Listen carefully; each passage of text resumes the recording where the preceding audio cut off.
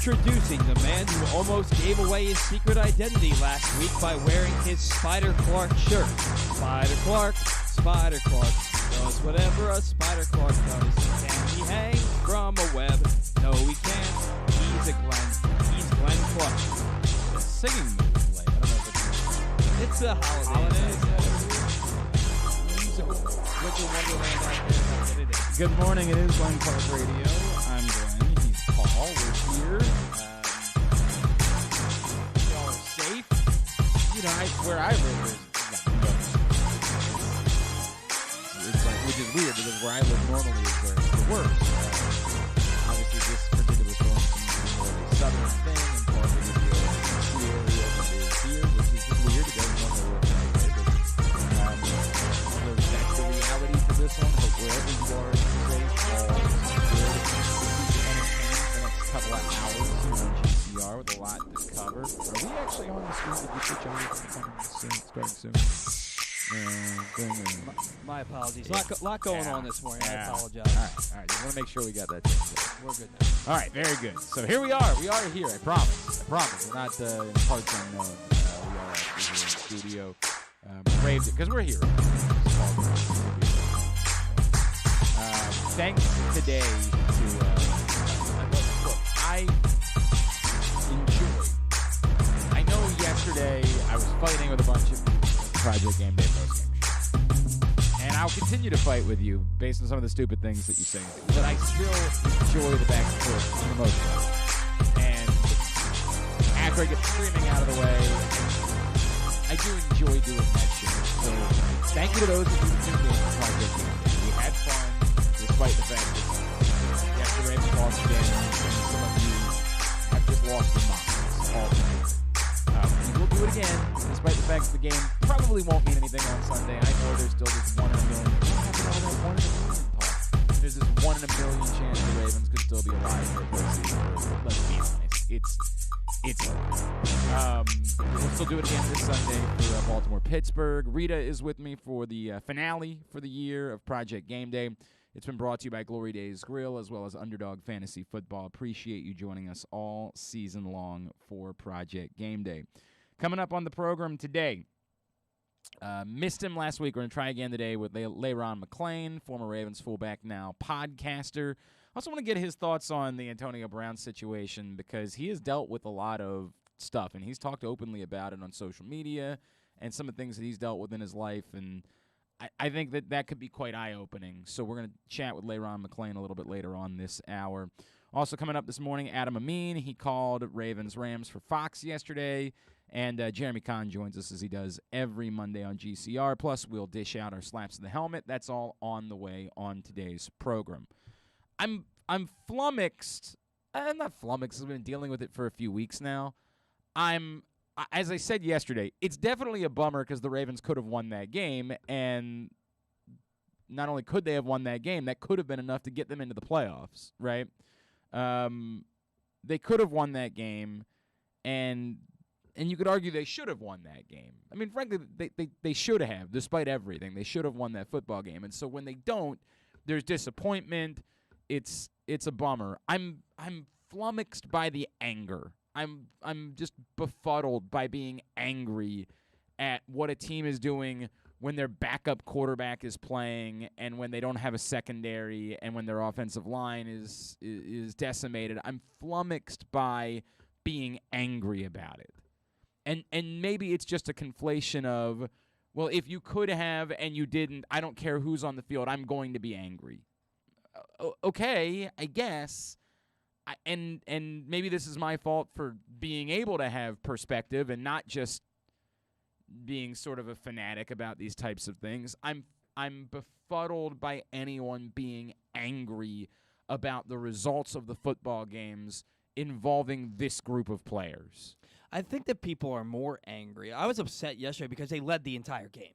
No, and they definitely could have and should have won the football game. Right. There's no debate about that. But I still don't get being angry about it. Mm-hmm. Like it's more insane that they were in the football game than that they didn't win the football game. Right. My anger has subsided. I was angry in the moment. I think I think there's a difference between being angry in the moment and being angry overall. My anger has subsided since yesterday because you're right. This team is, playing by the thinnest of hairs right now. Well, and look, I think some of it, I do think some of it is for a group of people, you allowed yourself to believe that Tyler Huntley was something he isn't.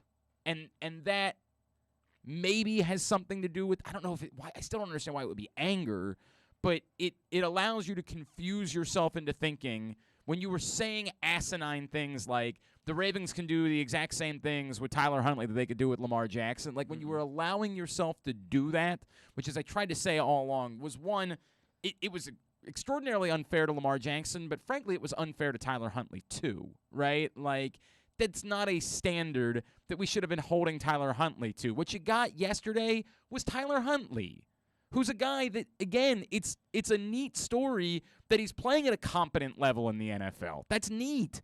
And, yes, he probably should have been drafted, and, yeah, he might be cracking through to be in this league for some time. But portraying him because he played well for one game, the Packers game he played really well. He wasn't otherworldly, but he played well. And in other moments, played fairly well. And portraying him as suddenly being a starting quarterback in the NFL or something the Ravens were going to be able to either trade Lamar Jackson and keep him or trade him and get something was absurd. We were doing it to make ourselves feel better about the state of the Ravens. And what you got yesterday, a guy who wasn't ready for the moment, what you got yesterday in someone who's just not a particularly good... We kept convincing ourselves that Tyler Huntley was a really good thrower of the football, which I never understood that. I didn't know what other people were watching. Yes, he made that great throw to Rashad Bateman a couple weeks ago, and you can't take that away from him. That was phenomenal. But he's not a downfield thrower of the football. He's an underneath thrower of the football. And somebody would say, well, so was Tom Brady for the majority of his career. Thank you. If you think Tyler Huntley is Tom Brady, God bless you. I don't know what else to say to you. He's a good underneath thrower of the football. And God bless for that. That can keep you in the league for a long time. Every team needs multiple quarterbacks on their roster. And this thing, people hear me say this and think I'm taking a shot at Tyler Huntley. No, I'm praising him because it's absurd that an undrafted free agent can even be that good. We are the problem because we started to talk about Tyler Huntley like he was a starting effing quarterback. And I think that has led to we really wanted to believe that you could do the things with Tyler Huntley that you could do with Lamar Jackson. When the story was always the Ravens needed Lamar Jackson to play absurdly well in order for them to have a chance. Which is why it was so disappointing that he wasn't playing absurdly well. Because they couldn't survive that. If they can't survive Lamar Jackson not playing absurdly well, they sure as F can't survive Tyler Huntley playing as well as he's capable of playing. Because he can't be Lamar Jackson. And it was offensive to both of them the way that you were tossing it around. And because we've decided we like Tyler Huntley so much and we don't want to just admit that we're wrong, instead of talking about what actually happened yesterday was the guy playing quarterback cost you the football game. Period. And I get it. We don't want to say that because two reasons. One, either we really like Tyler Huntley or some of us just want to acknowledge the fact that he's not the guy that's supposed to be there. So when I say it, I'm not mad at him because this is what happens when a backup quarterback plays in the NFL. This isn't 1998. You can't just toss anyone out there, run the ball, and play defense and win. The Ravens can't, well, yes, actually, they ran the ball a little bit, which was a weird bit, but a little bit. In the NFL in 2021, now 2022, you have to have extremely high-level quarterback play. And Tyler Huntley can't do that. At least not, maybe there's some world where Tyler Huntley down the road becomes a high-level NFL quarterback. As Ben Parker used to say, and apparently Adidas is now saying, impossible is nothing. Maybe that could happen. But that's not what he is. And we lost our minds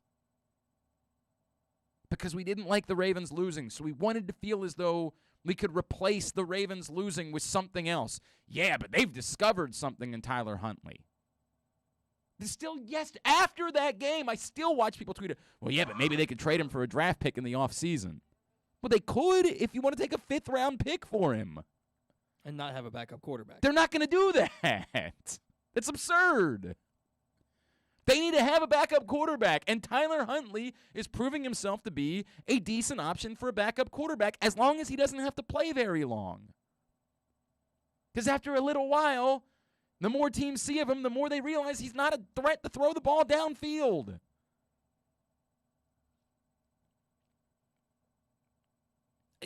I like Tyler Huntley. God, I hate doing this because it sounds like I'm taking shots at I like Tyler Huntley. But we've been so impractical about what he is. It's on us. It's not on him. It's on us for thinking he was more than that. And even me, and I'm even one of the more reasonable types. And yet I was one who was like, 57 seconds left with the ball and a timeout? And all you need is get to Justin Tucker's range? I thought the game was won, forgetting that it was Tyler Huntley who was playing quarterback. It's still inexcusable. I'm not trying to give him a total pass. It's inexcusable that he would throw the ball 4 yards underneath in the middle of the field on back-to-back plays. There's no excusing that. I don't. You can't do that in college, and Tyler Huntley was a high-level college quarterback. That doesn't stop the clock. At least in college, if you were throwing it past the sticks, you could say, hey, that's the difference, because they can stop the clock when they get a first down in the middle of the field. No one in that situation can throw. You have to throw the ball away. Throw it away. You can't throw the ball in the middle of the field for 4 yards on back-to-back plays when you get the ball back at your own 25-yard line with 57 seconds left to play.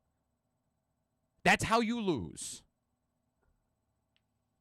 And I get it. It's more fun to blame John Harbaugh, or it's more fun to blame Greg Roman, or whoever you want to blame, because you guys have decided you like Tyler Huntley, so you don't want to blame him. But in the same way that the people that decided they like Lamar Jackson had to be willing to blame him for his performance. Now everybody, of course, blames Lamar Jackson. Now it's very in vogue. You got to blame the guy that played. That can't happen. It can't. Somebody would say, well, why is Mark Andrews even standing at that point of the field if you can't do that? Because if he's uncovered, if they're willing to give the Ravens that, then he might have a chance to get out of bounds. But they weren't. They had him covered. They protected him from being able to catch the ball there and still get out of bounds. So you can't throw that ball. Period. It cannot be thrown. You must throw it into the ground. The clock running in that situation is far worse than losing a down. And whoever's playing quarterback, if you're in the NFL, you can't do that.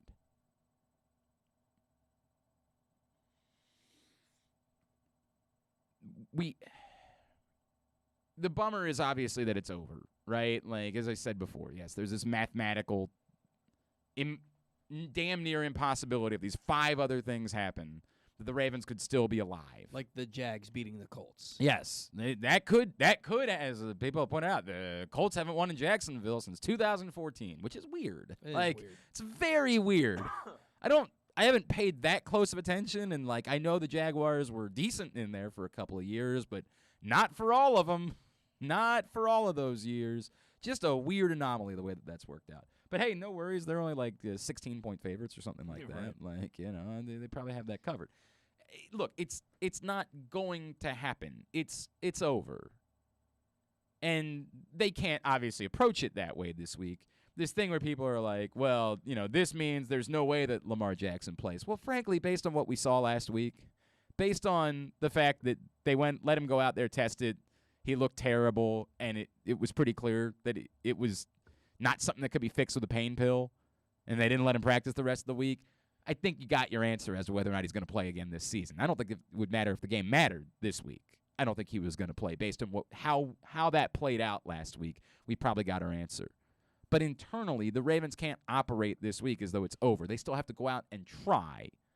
Like, they're still going to put their players on the field that they have, the few of them that they have. They'll put them out on the field, and they'll try. And what were the 2 games that were announced for Saturday? One of them's the Philly-Dallas, right? Yeah, that's announced for Saturday. 8:15. And Kansas City was the other one. Kansas City, was that Denver? So that doesn't affect. Yeah. Yeah. So there's no way that they can know before they play that, and that's the idea. What the NFL's been trying to do. That's why it's so weird they're doing this doubleheader on Saturday. They've been trying to make sure that all of the games that impact each other are being played at the exact same time, which I think ultimately is costing CBS a doubleheader next week because like all of the AFC games impact each other or something like that. Like they can't put another game on at 4:25. So all of the games are going to kick off at 1. So they won't know. Now, they're going to know, but they won't actually know. You know what I'm trying to say? Like, they know. Everybody in the building, like, they all have the internet. They know how this works. They're realistic about it, but they still have to try during the course of the week. They still have to give it an attempt. And if, for example, the Steelers win tonight, then they'll also be trying to ruin the Steelers' season. They would love that. I mean, the Steelers will probably be eliminated by something else that occurs on Sunday, but they can help in that process. They're going to go try, and they're going to play a football game, and they're going to do everything in their power, and it's not going to make us feel all that much better if they win the game, but at least they will have beat the Steelers, particularly if it ends up being Ben Roethlisberger's final game, right? Like, we'll have that going for us, which I guess is nice. What a crazy, crazy season. The 2 favorites in the AFC North, the Ravens and the Browns. The Browns are already eliminated. The Ravens are basically eliminated, and the season isn't even over yet. These were the teams that were... Like, the Browns were on paper were Super Bowl champions. You know what I mean? The Ravens, without the injuries, but it's just been such a crazy year because of COVID and because of the injuries, and it's just been nuts. Well, I mean, I've always thought the Browns stuff was absurd. Every year that like the people in the national media have portrayed the Browns as being some sort of Super Bowl candidate has always been like they've never done anything that justified that. Like they were okay a year ago. They were pretty good a year ago, and they won a playoff game, which is miraculous for the Browns. But I've never understood that. Like, we've all watched the same Baker Mayfield. Like, we've all seen the same thing. There's never been a moment where we were like, man, that guy's as good as the best quarterbacks in football. Like, that's never been a thing. So that's always been befuddling to me. If the Ravens had a full season of an MVP caliber Lamar Jackson, which at the halfway point of the season they did, they might still be in the Super Bowl conversation. Like, despite all of the litany of other issues they dealt with, probably not. That stuff probably would have caught up with them at some point, but they'd be in the playoffs. Yeah, I mean, if Lamar Jackson kept playing at the level that he'd been playing at the halfway point of the season, well, they'd definitely be in the playoffs. I mean, they'd be one of the favorites because they would have had an MVP caliber quarterback. And if you have an MVP caliber quarterback, you're going to be one of the teams everybody thinks has a chance. That's the reality of the way that this thing works. And even without Lamar, 3 losses by 1 point and 1 loss by 2 points. Man. I mean, that's in a 5-game stretch. Which is just it's crazy. It's crazy. I mean, it remains crazy. It remains nuts. But I won't understand anger. Look, do I wish that John Harbaugh would have seen that there was a delay of game that was about to happen and would have gotten a timeout in? Of course I do. Do I think that there's got to be more of a complication to that story based on Tyler Huntley saying that he thought there was still a second left on the clock? Like, there's some sort of disconnect there. And I don't know what it is, and it hasn't been fully explained to me, and maybe it's something John Harbaugh will address today, but there seems to be some sort of disconnect in terms of what was seen. And I don't know exactly what that is. But do I wish that they wouldn't, do I wish they wouldn't have lost 5 yards in that situation with a chance to ice the game away? Absolutely. Am I confident that they would have converted it had they not? Not at all, based on the things that I had seen. Andy, I think we as a fan base are disappointed in the season. Disappointment gets manifested by anger sometimes. I'm cool with the way things went, I guess, but when you think about what could have been, on the whole, disappointment I get, Andy. 1,000% I get disappointment. What could have been? 100%. Anger? I just don't get anger. You have to be able to separate yourself from reality in order to be angry about it. Who are you angry at? The litany of players that got hurt? What is the anger towards? And that's the part I haven't understood. And I'm not going to understand it. And other than to say, I think some of it is just the nature of fandom, I guess. Like if Paul says, hey, yesterday I was angry because it was happening, it was in front of me, and then I was able to sit and think, and I realized it's absurd to be angry. Yeah, okay, then I can kind of deal with that. But if you're still angry today, if you still think that somebody should be fired because 20 guys were missing this season, get a hold of yourself. Like, seek help. I keep saying, seek help. You have a bigger problem. Mobil 1, full synthetic motor oil, helps extend engine life. Visit your local Jiffy Lube service center. Ask for Mobil 1. This man was on the call for yesterday's game. Always appreciate Adam Amin taking some time for us here on GCR. Adam, it's Glenn and Paul in Baltimore. It's great to chat with you, my man. Thank you for doing this, and Happy New Year to you, my friends. Glenn and Paul, boys, great to talk to you. I do have to laugh, though, because that was an incredible segue to the Mobil 1 read. that is.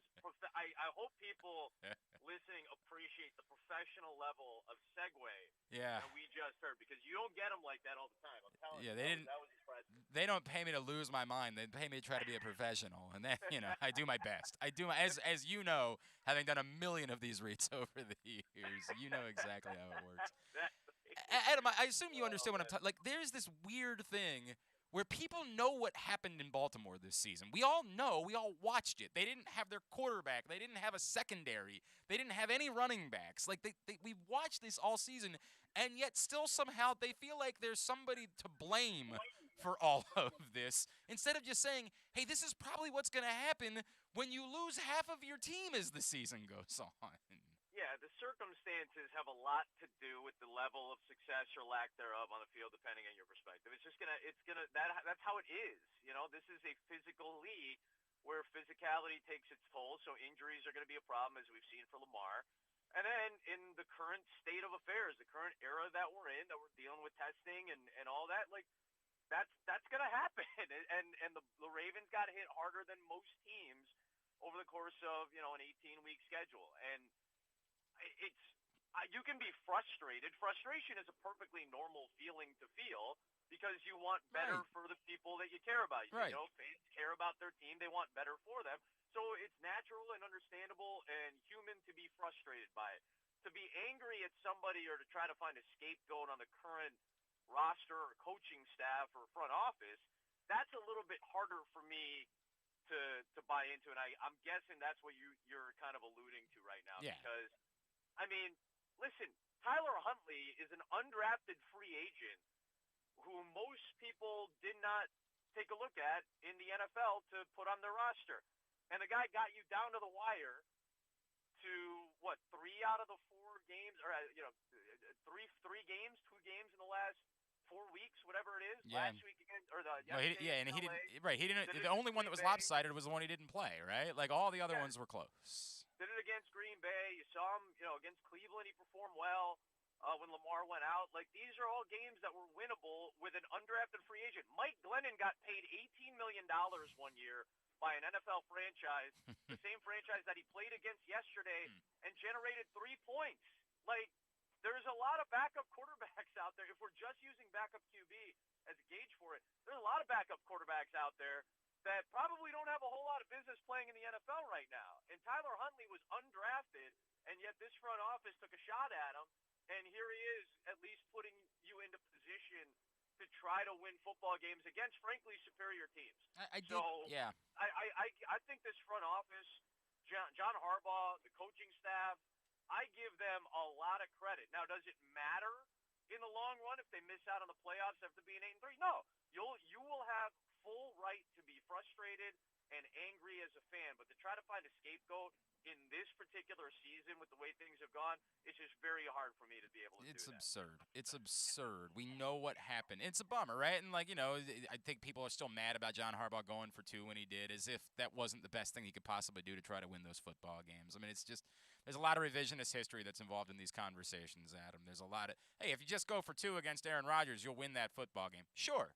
Sure. You know, if you go to overtime with Aaron Rodgers, you're probably in a great place to win that football game. Or if you give him the ball back with 42 seconds left and all he's got to do is march down into field goal range, you probably win that football game, right? I think I got a great chance of that. It's just revisionist history, man. It's the, you know, and every fan base is guilty of it at some point or another. And again, that's because it's hard not to look at your team through a certain lens. Right. And that's the point. That is how you're supposed like that's one thing I want people to realize. Like, anger and frustration are two very different things. Frustration is supposed to come with being a fan. When you invest in something like this that is as volatile as sports are, you're going to feel frustration at various times. That's part of the territory. And I actually kind of like when fans embrace it. They embrace that in Chicago, and it makes for entertainment for people like me who don't necessarily have the same level of investment or don't feel the same connectivity to the dog in the fight. But I don't want people to get legitimately angry at individuals when it's not really necessary. It's not putting – and by the way, the season's not over. The Dolphins helped you out in a big, big way. And I know a million things feel like they have to happen on Sunday, but they're not eliminated yet. They're not eliminated from the playoffs. Somehow, some way, against an aging Ben Roethlisberger, there's still an opportunity to win a game. Yeah. And then maybe lightning strikes. And I think in the overall scheme of things, it's easier to look at it that way and be like, I can't believe we're even in position to do this without Lamar Jackson, right, without Marlon Humphrey, without Anthony Averett, without, L.J. Fort, without a bunch of guys who probably should have been playing, or the expectation was that they'd be playing a lot more than they have this year. Adam Amin is with us after calling yesterday's game for Fox. Adam, the one thing, and again, I say this as someone, everything you just said about Tyler Huntley, 100% true. It's remarkable, right? He's proven he should have been drafted. He's proven that, he's better than a lot of the guys that are in backup roles, and he's probably going to have a chance to stick around in the league for a while because of it. But I do think that conversation got carried away a little bit in recent weeks, and people were comparing him to Lamar Jackson, which I thought was offensive to Lamar Jackson, who's literally a unanimous MVP in the NFL. And I thought that yesterday was maybe a reminder of, okay, as exciting as it is and as much as Tyler Huntley has outperformed any reasonable expectation, we got to stop getting carried away with the, hey, the Ravens could just, let Lamar Jackson go and be just as good with Tyler Huntley. Some of that stuff that we had been hearing percolate in the last few weeks, I think yesterday was a reminder of why that was kind of absurd. Yeah, let's break a couple of those down, because there is some validity, and I think there's some extremism with these conversations. I think the comparisons between Tyler Huntley and Lamar Jackson are apt in a lot of ways. But where is the difference? Where do you see the difference? And you want to know where it is? The Jordan Fuller interception yesterday is where the difference is. Because Lamar is one of the best deep ball throwers I've seen in the last 5 years. Remember, I covered it. We've talked about this before. When I covered him at Louisville, It was a flick of the wrist 70-yarder. Like, the guy just has I love his arm. I love Lamar's arm. The deep ball that he threw, I think it was to Hollywood Brown to try to connect on a deep shot. I can't remember for sure. It might have been Bateman too. But it was the underthrown ball that Jordan Fuller just kind of angled off to the sideline and easily intercepted. Yeah, it was Brown. Yeah, it was Brown, right? Okay, so, that's where the difference was. Because if that's Lamar, that's a 50-50 ball at worst. And it's an opportunity for Brown to connect on a deep shot. So there's one difference right there physically. It manifested itself on the field. If you want to make the comparison that they have similar enough sensibilities that make the offense easier to run with Tyler in there rather than Lamar, or at the very least they don't have to change a whole lot in terms of play calling, then yeah, that's a fair comparison. Right. Now, if you want to discuss, is Lamar Jackson, based on his health, based on some of the numbers dipping a little bit the last 2 years, is it worth the $35 million or $40 million, maybe $50 million probably you're paying him in 2022, and probably 2023 as a franchise, if you put the franchise tag on him, because that's going to be about $27 to $33 million. So in the next 2 years, because you've already exercised the 50-year option, you're essentially committing $50 million to Lamar Jackson. And if you want to have the debate whether that's worth it based on some of the track record over the last 2 years after the MVP season, it's a fair and valid debate to have, but make sure that's the framework in which you're operating. But let's not say that you're going to get the same thing out of Tyler Huntley that you're going to get from Lamar Jackson. That is a classic case of you get what you pay for.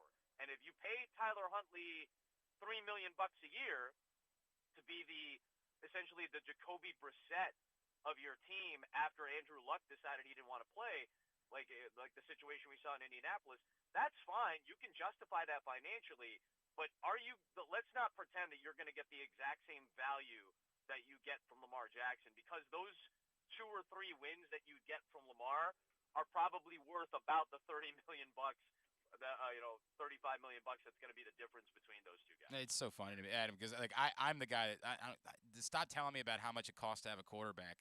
Tell me what the cost is of not having a quarterback, right? Yeah. Like that's my eternal. I get it. You got to draft, and we know this in Baltimore better than a lot of places. In Baltimore, everybody likes to blame Joe Flacco for what happened to the Ravens and his contract, except for the fact they ignore the fact that for 5 years the Ravens stopped drafting. Like the team that had been the best team in the history of drafting stopped doing it and started drafting Matt Elam and Terrence Brooks and Arthur Brown, and everybody's like, it's Joe Flacco's you're going to have to hit with your draft picks. Like, that's the way it's going to work when you pay your quarterback. But I know the cost of not having a quarterback, and it's no one succeeds with that. Like, that doesn't happen in the NFL in 2021, 2022 now. Like, you cannot win without a quarterback. So, yeah, it hurts to have to pay him a lot of your salary cap. Like, that's a bummer. I don't love doing it. I'd rather pay him $10 million. I would vastly prefer that. But it ain't an option. And I know that the cost of not having the guy is far greater than the cost of having the guy and having to pay him. That's what it seems like, especially because the cost of not having him means that we stop talking about the Ravens in Week 13. So, like, that's where the difference is, that you stop paying attention, we stop caring, and we stop talking about them as if they're a relevant piece in the playoff puzzle. And right now, because they've had Lamar most of the year, or they have a quarterback of that caliber, and obviously right. a lot of pieces on the offensive end, but because they have a Lamar Jackson and they're in position to at least have made the playoffs this year, that's a conversation that you can still have in Week 18, whereas if you don't have him all year, let's say Tyler Huntley is making his 18th start next week against Pittsburgh, maybe you guys are sitting at 6 and 11 right now rather than 8 and 8. Right, and again, no disrespect to Tyler Huntley at all, who it's remarkable. He's undrafted. It's incredible, but we got to be realistic about it. You have to have a realistic conversation about it altogether, and it's just not one. So you're still, by the way, it sounds like you're still saying there's a chance, and I'm not buying it. There's no way the Indianapolis Colts are losing to the Jacksonville Jaguars next week. Yeah, I don't see it happening. Yeah. Obviously, it's just it's a lot to ask. Now, can it happen? Sure. But Indianapolis is going to throw everything they have at it too. It's just the luck of the draw. Yep. Where this is the team that has your fate in its hands over the course of 3 hours on Sunday. So yeah, do I expect it to happen? No, of course not. But at the very least, it's a possibility. And the fact that you're in position to do this based on what's happened in the last 6 weeks is kind of remarkable in and of itself. Where is your season wrapping up, man? You know what's funny? Like, this is what's great about working. What we do. We still don't know. Oh, are you because they were waiting for the schedule? Yeah. All right. Still waiting on the schedule. So here's my guess. Okay. I'm hoping that we're in one of 3 games, either Seattle, Arizona, Los Angeles, San Francisco, or New Orleans, Atlanta.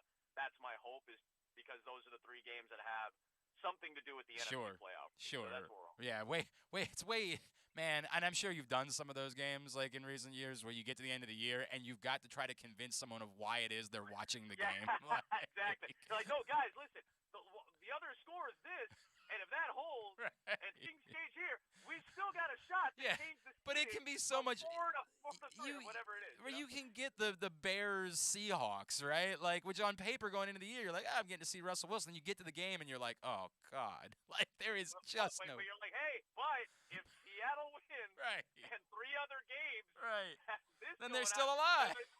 Then the seeding goes from 5 to 4. Everybody. Oh my God. Huge game that we're calling. I certainly have not done it at your. I do a lot of play-by-play around here, and whenever I teach play-by-play, one of the first things I say is you have to set up why it is that it matters that you're watching the game, to the point where if you have to lie, like you just have to lie. We're selling hard. Don't get me wrong, but in all honesty, this week in the NFC, there's at least a little bit Sure. You know, like the games that are tough in the final week of the season are the ones where you're like, all right, this score plus 3 other ones. You know, for the NFC this week, it's basically, you know, they're playing all these games at the same time. They're all in the late window. It's if the Rams win, they win the division and they get the 2 seed. If the Rams lose and the Cardinals win, then the Cardinals win the division. Like that, those 2 games have major impact. The 49ers, obviously, that game is huge because they need to win to make the playoffs. And if they lose, now all of a sudden we're looking at New Orleans possibly making it. So there's a lot. There are some direct connects. And that's what, if you're going to do games like that, that's what you're hoping for. And for the most part, at least in the NFC, that's what's happening in those 3 games right now. He doesn't tweet anymore. That's over. But you can still follow him on Instagram at Adam Amin. Hey, you guys did a really great job with the Madden stuff yesterday, by the way. And like it was league wide. It's not just you guys and you and Greg, but everybody. I mean, that was spectacular. I mean, just a spectacular job by the Fox and everybody on every network, man. It was. Yeah. You know, for someone who lived such a unique American life and meant so much to so many people, man, it was so cool the way that everybody kind of came together to make yesterday's broadcast all about John Madden, man. That was awesome. You know, and if had the game not been as close and as fun as it was, we probably would have done a little bit more of a deep dive. Obviously, you know, 77 goes to the post, sticks out. You know, it's right down 5 miles from M&T Bank. You know, over at Memorial, it's one of the greatest games in NFL playoff history, and John was on the sidelines for that, and you know the Kenny Stabler to Dave Casper, and I think it was a double overtime. I think it's still one of the 5 longest. We still don't like talking about it in Baltimore, Adam. You can yeah. I know. And again, like you know, it's incredible to think, like man, that's 45 years almost now at this point. Like it's wild to even think that much time has passed since John was roaming the sidelines. But that's a half a century of impact that the guy made after coaching, and you know, Greg and I, you know, being in our mid-30s, we talked about just we learned football from John Madden, playing video games, and you ask Patrick Mahomes now, or Lamar Jackson now, or any, you know, Joe Burrow now, or Kyler Murray talked about it with us a couple weeks ago. He remembers playing Madden and learning how to read defenses. Justin Fields did that.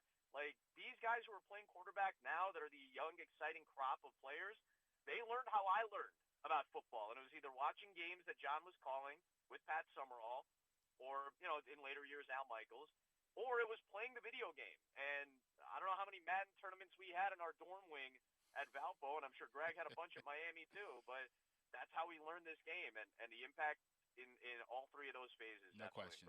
No question. Adam Amin, really appreciate you, man. Happy New Year to you. Hopefully you get a Maryland game or something at some point, and we'll have another excuse to chat with you down the road. Really appreciate taking the time for us this morning, as always, my man. Thanks, boys. Appreciate you. Adam Amin checking in with us here on GCR after he called Rams for Fox yesterday. And, you know, I really don't think there is a debate, but I get what he's saying, which is just position it the right way. Don't try to make it about Tyler Huntley. Hey, sports fans, the wait is over. The all-new FanDuel Sportsbook is now open at Live Casino and Hotel in Hanover, Maryland. Bet on every sport with self-service kiosks and watch all of the action from the best seat in the house. We'll come back in, and Le'Rpn McClain is going to join us. We'll talk more about the Ravens, some other stuff going on. It's GCR. Duffy's Garage is a family-owned and operated car care facility in beautiful Baldwin, Maryland. An authorized Maryland inspection station and Napa Pro Care Center with ASE-certified techs. Tell them that Glenn Clark sent you and receive 10% off your service with a max discount of $150. You got to trust where you take your car, so take it to where I take mine. Duffy's Garage in Baldwin. Duffy'sGarageMD.com.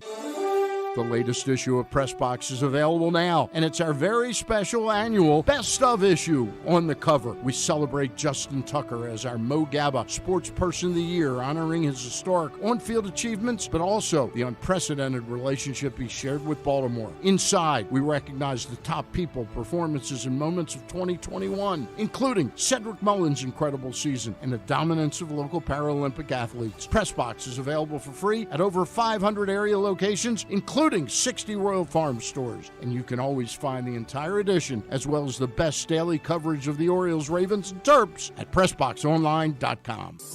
Glory Days Grill's winter seasonal menu is back with comfort classics like their house-made meatloaf and short rib grilled cheese. It also features the center-cut sirloin with grilled shrimp, the char-grilled pork tenderloin, grilled meatloaf sandwich, smoky thigh wings with Alabama barbecue sauce, and a Brussels and bacon appetizer. All of these items pair well with Devil's Backbone 8-Point IPA or their anniversary IPA brewed by Devil's Backbone. And try their seasonal cocktails, Blood Orange Bourbon Cider, Apple Ginger Mule, and Captain's Hot Cider. Find out more and get your order in today at glorydaysgrill.com. Great food, good sports.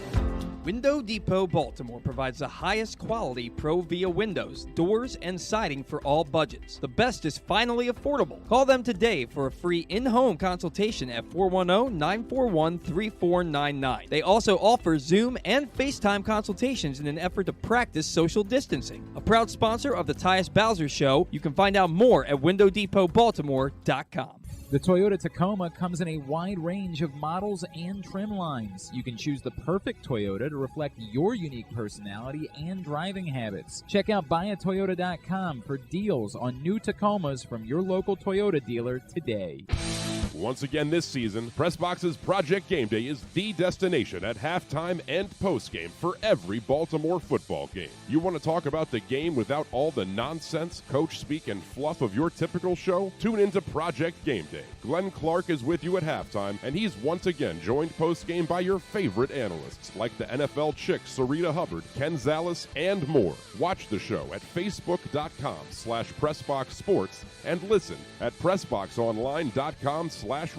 PressBox's Project Game Day, every game day presented by Glory Days Grill. We can't imagine why you'd want to, but you can watch GCR live. It's at facebook.com/PressBoxSports and try to guess whether these guys are wearing any pants. All right, back in here on GCR. It is a Monday edition of the program. It's been a long time since we caught up with our next guest. He was always one of my favorites to cover, man. I loved our conversations with this dude, and he's now in kind of this world. He's a podcaster now. He's going to tell us all about that. It's a pleasure to welcome back to the show former Raven, All-Pro, Mr. Le'Rpn McClain is with us here on GCR. Le'Rpn, it's Glenn and Paul. It's good to catch up with you again, man. Happy New Year. Thank you for taking the time for us. Man, Happy New Year, man. God bless to both of y'all, man. How y'all doing today? Everything is good, dude. It's great to catch up with you. Let me start with that. It's been too long, man. Tell me about you, your world, where you at, and how you ended up becoming a podcaster at this point in your life. Oh man, I'm down in my home. I'm down in Alabama. You know what I'm saying? Enjoying the victories. Just want to say roll tide to the world. Yeah. God. Everything that's going on with us there, but man, I'm really just relaxing, man. Launched my nonprofit down here in my hometown, the Le'Rpn McClain Family Foundation. You know what I'm saying? Taking care of disadvantaged families. You know what I'm saying? A thing that me and my family counted on. You know what I'm saying? Services. You know what I'm saying? For us when I was a kid. So starting with that, and the podcast, you know, really just came about. You know, from my co-host Ben Hall. He just reached out to me in the DM, and I was looking for an opportunity to with everything I have going on down here. I'm also in the trucking business also. Okay. With everything I have going on there with my few businesses and my foundation. I want to just do a podcast where I can just record each week, and man, I can have somebody that can, you know, throw it up, get the content up and everything. So, you know, when he reached out to me, man, I was excited for it, and I couldn't pass the opportunity up. That's awesome, man. That's awesome. It's the I-Formation podcast, and it's available wherever you get your podcasts. As you guys, you focus mostly on the Ravens, correct? Yeah, it's pretty much all NFL content. We cover a lot of things, but Ravens pretty much we break it down in like 4 quarters, and Ravens pretty much be our first quarter. We talk about something with the Ravens with the first quarter each show. So just to keep our fans, because he grew up a Ravens fan. Like he was like, it's so crazy. Like he's 21, so he was when I was playing. He was like. He was like 11 years old. Yeah, right? You know what I'm saying? You know what I'm saying? Child, so he was like, I was a big fan. So it's just so crazy to get perspective from, you know what I'm saying, a younger fan than a guy that played, you know what I'm saying, about the Ravens. We try not to be biased, but like we had a question the other day on our Twitter about who would you take between Joe Burrow and Lamar Jackson, and that one blew up. It blew up on us, man. That thing we had to turn the notifications off. Yo, everybody was going at us. look, I mean, Joe Burrow is really good, bro. Like he's really good, man. Like you can't. Just got to get the feel of him, man. The guy be locked in, man. I say Joe Burrow, he's a different breed. I feel, especially the game he had yesterday. Showing up, had an opportunity to bring the team back. There's no doubt, man. There's no doubt about it. All right, Le'Rpn McClain is with us again. You can check out the I-Formation podcast wherever you get your podcasts. Le'Rpn, with that being said, you bring up Lamar Jackson. I'll let you tackle this because it was just posed to me again. There are people that are concerned about what they saw from Lamar Jackson for 4 games, before he got hurt. And I get that, right? Like, he didn't look good against the blitz. He looked really bad against the blitz in moments. I mean, like the Browns game was a disaster against the blitz. And I'm concerned about it, but this is still Lamar Jackson that we're talking about. And the people that are trying to pretend as though the Lamar Jackson story is those 4 games and ignore everything else we've seen from Lamar Jackson, I don't get that at all. Where are you with Lamar Jackson, knowing he's in line to become like generationally wealthy here in a little bit, based on what we've seen from him of late? Like I just need everybody. I mean, if his ankle, for one thing, if his ankle's not messed up, he's on the field right now. You know what I'm saying? Probably winning a few, games, for us. It'd be different. I just want to say I know a competitor like him. I know he's trying his best to get back on that field. And people don't understand, I can speak on having ankle injuries. Them ankles are nothing to play with. I played with them my whole time at the Ravens. I remember one time against the Cleveland Browns, I sprained both of my ankles on one play, high ankle sprain. So like the ankle business, especially with everything that Lamar do, is different. I know, against the blitz in a few games, so I was a little frustrated as well, just looking at it. Like why we can't go max protect it up, 3-man route, 2-man route, do something, to help them out, That's just my opinion on that. So I just can't wait till you get back, I can't wait till if he come back, or not in his last game. Hope we do, to show up. But, you can't just you can't give up on the guy with all he's been doing for in his organization so far. You don't have any trepidation, right, about the idea of the Ravens paying him a whole boatload of money? Man, he deserves it. I mean, he didn't prove his worth. If he's not, listen, if his ankle is good right now, he'd be on the field proving, what it works. I know it was rough. I know it was rough. I'm looking back on them games right now in my head with the blitz, especially against, like you said, against the Browns.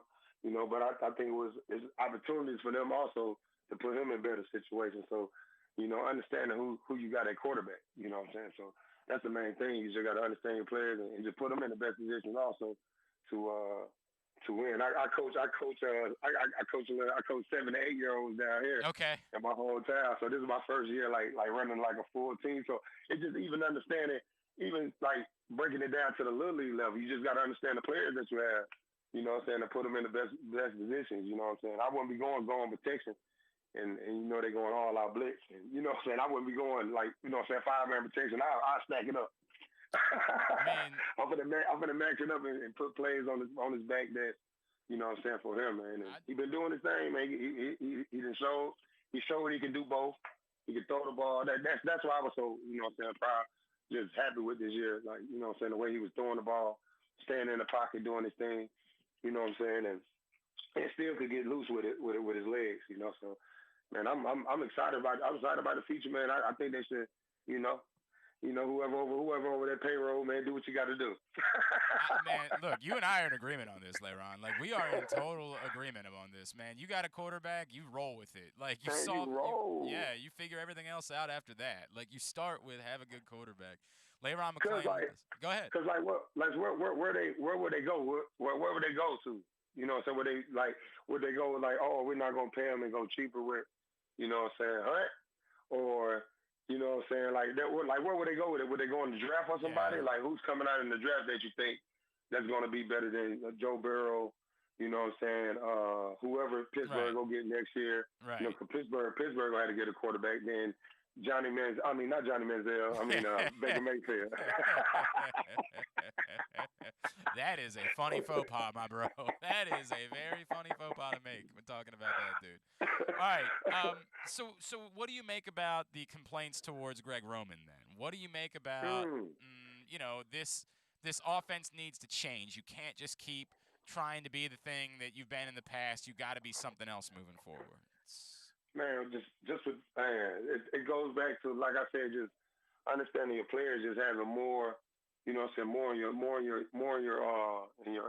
chamber, more clips in your chamber ready to, unload, your offense. I just feel like a lot of stuff, a lot of stuff is, the term, but Mark, the tight end, man, he's leading the league, he's catching a lot of balls. Yeah. And people know that we're going to the tight end and they still can't stop it. So his scheme or something that he's doing on offense is working. They still try to stop like in the game, like the game yesterday, against the Rams, I just felt like we could have ran it out, we could have ran it down their throat just with the scheme, no matter who you put in there. I think the scheme has been good. Imagine if we was fully loaded. What they did yesterday, They probably would have routed. They probably would have routed the Rams yesterday. By big, because the Rams would be getting, all them opportunities like when we got the ball back. So I feel like his scheme is good. I think the scheme is good because each and every week our tight end is eating. Our quarterback is getting plays. How you just put Tyler Hunter and he making plays. Better decisions. And making his decisions and everything. So I feel like his scheme is good. I would never say. I just understand how that business goes. So when people get fired, Right, man, you ain't only firing him. So the man got a whole family taking care of it. So I never say a guy needs to lose his job or anything. For play calling, because I've never been in his position to, calling the plays. I know it's tough. You like having a guy like Lamar in there, then with the weapons that you have, just trying to do everything. But I think the scheme is good. I love the scheme. Like on the fourth down play they ran, and they run the fullback in motion. Yep. And they snapped it on the run and did the quarterback sweep with that. I think that was dope. Like Yep. They put down and around. They pulled a backside guard, and the fullback lead block. That's a dope scheme. I ain't never seen no doing it like that. So that's part of his scheme evolving and everything. So. So I just think the scheme is good. And that's Harbaugh gonna make the calls. I think Harbaugh, like I say on my show all the time, Harbaugh is one of the best coaches I ever been around. I think he's a great leader of the organization. So I know he got the right pieces. Around him. With the coaching wise. Can you tell me more about be on the same level he's on. Le'Rpn, can you tell me more about? It's funny because we lost John Madden last week, right? And I had one of his former players, Raymond Chester, was on the show. He's a Baltimore native, and he played for John Madden in Oakland. And he was talking about how look, John Madden was not the greatest X's and O's coach in football history. What he was this incredible communicator. And I heard him talk, and I'm not trying to compare John Harbaugh to John Madden, right? Because John Madden was a comedian, right? Like he was a personality, and John Harbaugh's not necessarily that. But we talked after we had this conversation. I was like, man, I hear a little bit that reminds me of John Harbaugh. Can you explain to me, John Harbaugh's not the X's and O's guy necessarily, but can you explain to me why it is that he's been so successful in getting this season? They've lost 20 guys, and yet they're still out there every week competing. How does that happen? Why do guys buy into John Harbaugh so much? Man, I believe just the atmosphere he sets in that building. It's like it just feels like family and everything. When people say grass ain't always green on the other side, it's not, because being with the Kansas City Chiefs, nothing against them two organizations. It just wasn't the feel. With Harbaugh. But I just, like I said on my show. I said Harbaugh is leading a guy. He got 21. He got over 20 players on IR. And his team is still coming out here competing each and every week. That's not only the next man up. That's leadership, because he could get his mind could be like, oh my God, this is one of the worst seasons of injuries I've had. He probably put that on his back, this thing too. Also, wherever he goes. But I just think he's a great leader, man. He's a great leader of men. Great leader of men. He probably he don't do the offense, he don't do the defense, but I know he know it. The special teams, and then he got one of the best special team coaches, That been with him, I think, since he been in Baltimore. Jerry's gone now. Actually, Jerry retired a couple years ago. Yeah, he's gone. Yeah, Jerry. Well, Jerry retired. He just said, "I'm good," right? Like I've done it. He been. But he was with the Ravens for forever. So long. Yeah, 100%. Right. Yeah, and that's you know what I'm saying, that was the guy. I think he put the right coaches. Yeah. You know what I'm saying, around on his staff. You know what I'm saying, they had the same mentality that he had. You know what I'm saying, good coach, man. He just know how to lead. People can say I know they work hard. You know what I'm saying, they're tough. You can see it every week, each and every week. When you play the Ravens, man, you go get a tough matchup. You know what I'm saying? You go get a tough matchup. And that showed yesterday in the game, because I know everybody in the world counted them out. Didn't give them a chance, you know what I'm saying, to win. And they was right in the game, right in every game. I feel like they be in every game. No doubt, man. Hey, Le'Rpn, before I let you go, if I could, I saw you talking a little bit on social media last night about Antonio Brown, and I know you've been open about stuff that you've dealt with in your post-playing career.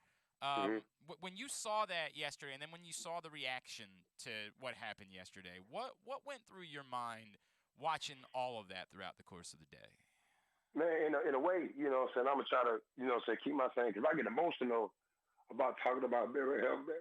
When I stayed it yesterday, man, I was just broke down, like, wow, man, like, what's going on? Like, I didn't go point the finger. Like, I tell you, a few people post about just throwing a CTE word out there. People don't know how serious that is, and people just making jokes about mental health like it's not real. And I just want to say, man, it was wrong. Like, I just want to say it was wrong. I wish I could call him and be like, brother, like, you know what I'm saying? Something like, you want to talk to me or anything. And it still might not even work that way, you know what I'm saying, with everything that's going on. But I know something's wrong for a guy to be the man cover in 17 and the best receiver, and like everything just turned for him like that. You know what I'm saying? Everything turned for him like that. I just want everybody just you know, leave opinion to the side, just pray for him. Let's see how we can help him. Because there's other players, including myself. You know what I'm saying? And my former teammate from college, Marquise Johnson, he put up a post about, are we living with CTE? You know what I'm saying? Like, that's a good question.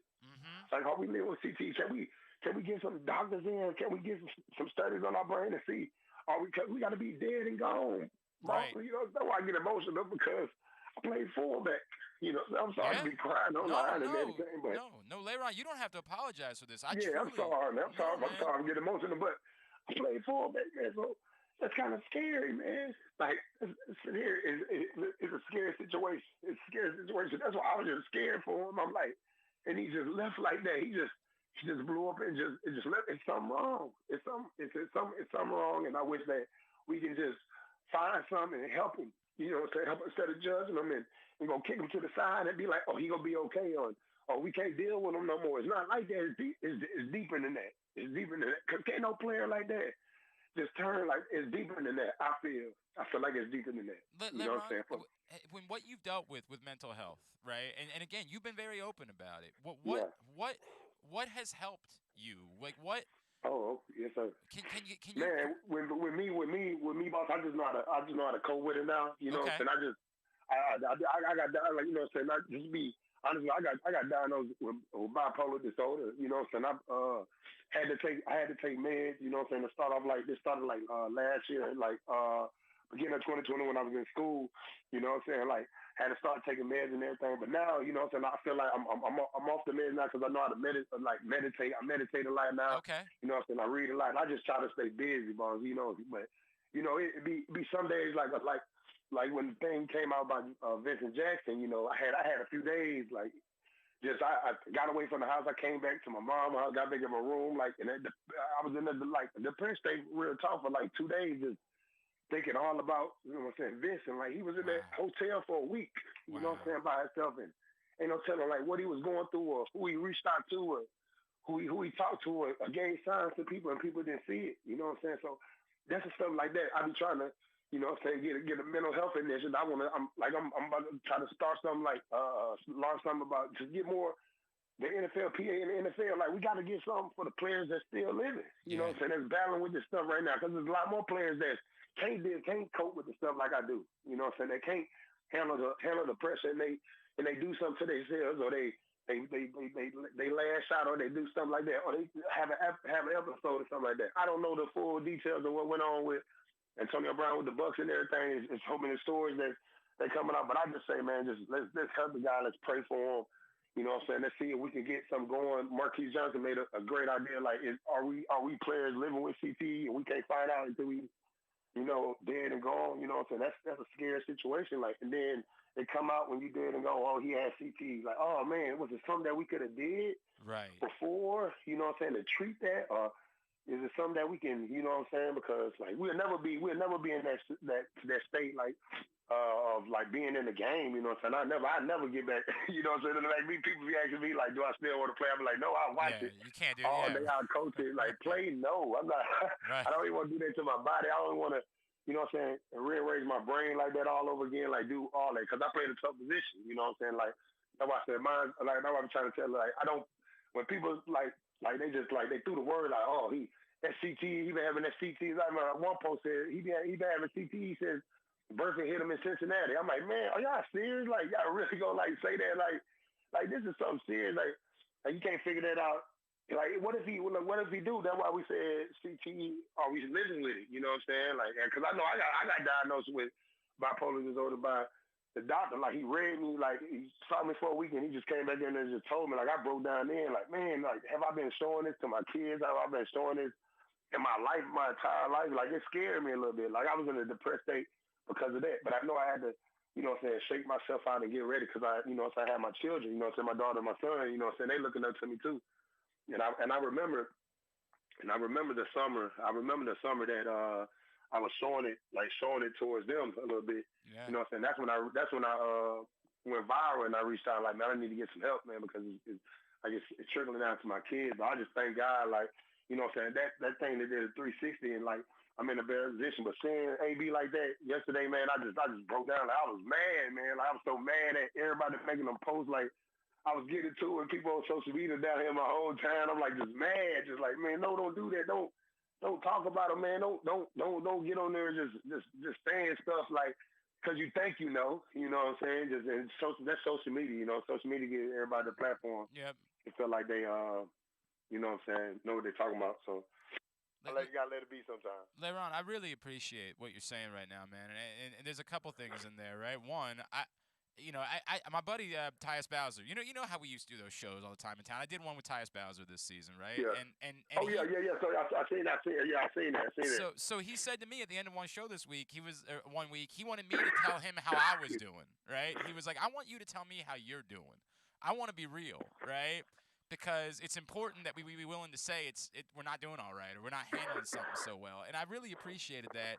And with that in mind, I need to know. I love you, bro. You've always been good to me, right? You've always I appreciate you, man. Hey, I was gonna ask you, like, soon we get to, I was gonna ask you before we got off how you was doing, dude, and everything, how everything is going, because you still rocking up there in Vmore, man, doing your thing, man. It's good to hear your voice, and like, you know what I'm saying, and everything, man. I appreciate the love. Like, that's why I said, man, I'm mad I missed the first show with y'all, bad communication, but I'm glad I got home, man. And I said the Monday is the first show of the year too, so I'm happy about that. Dude, I need you to know, man. Like I'm gonna reach out more often, bro, because you've been so good to me, man. You've been so good to me over the years, and you would come on and you would yell at people when they would tell them they thought, when somebody said, I don't think Joe Flacco is that good, you come on and fight them. I loved you. I love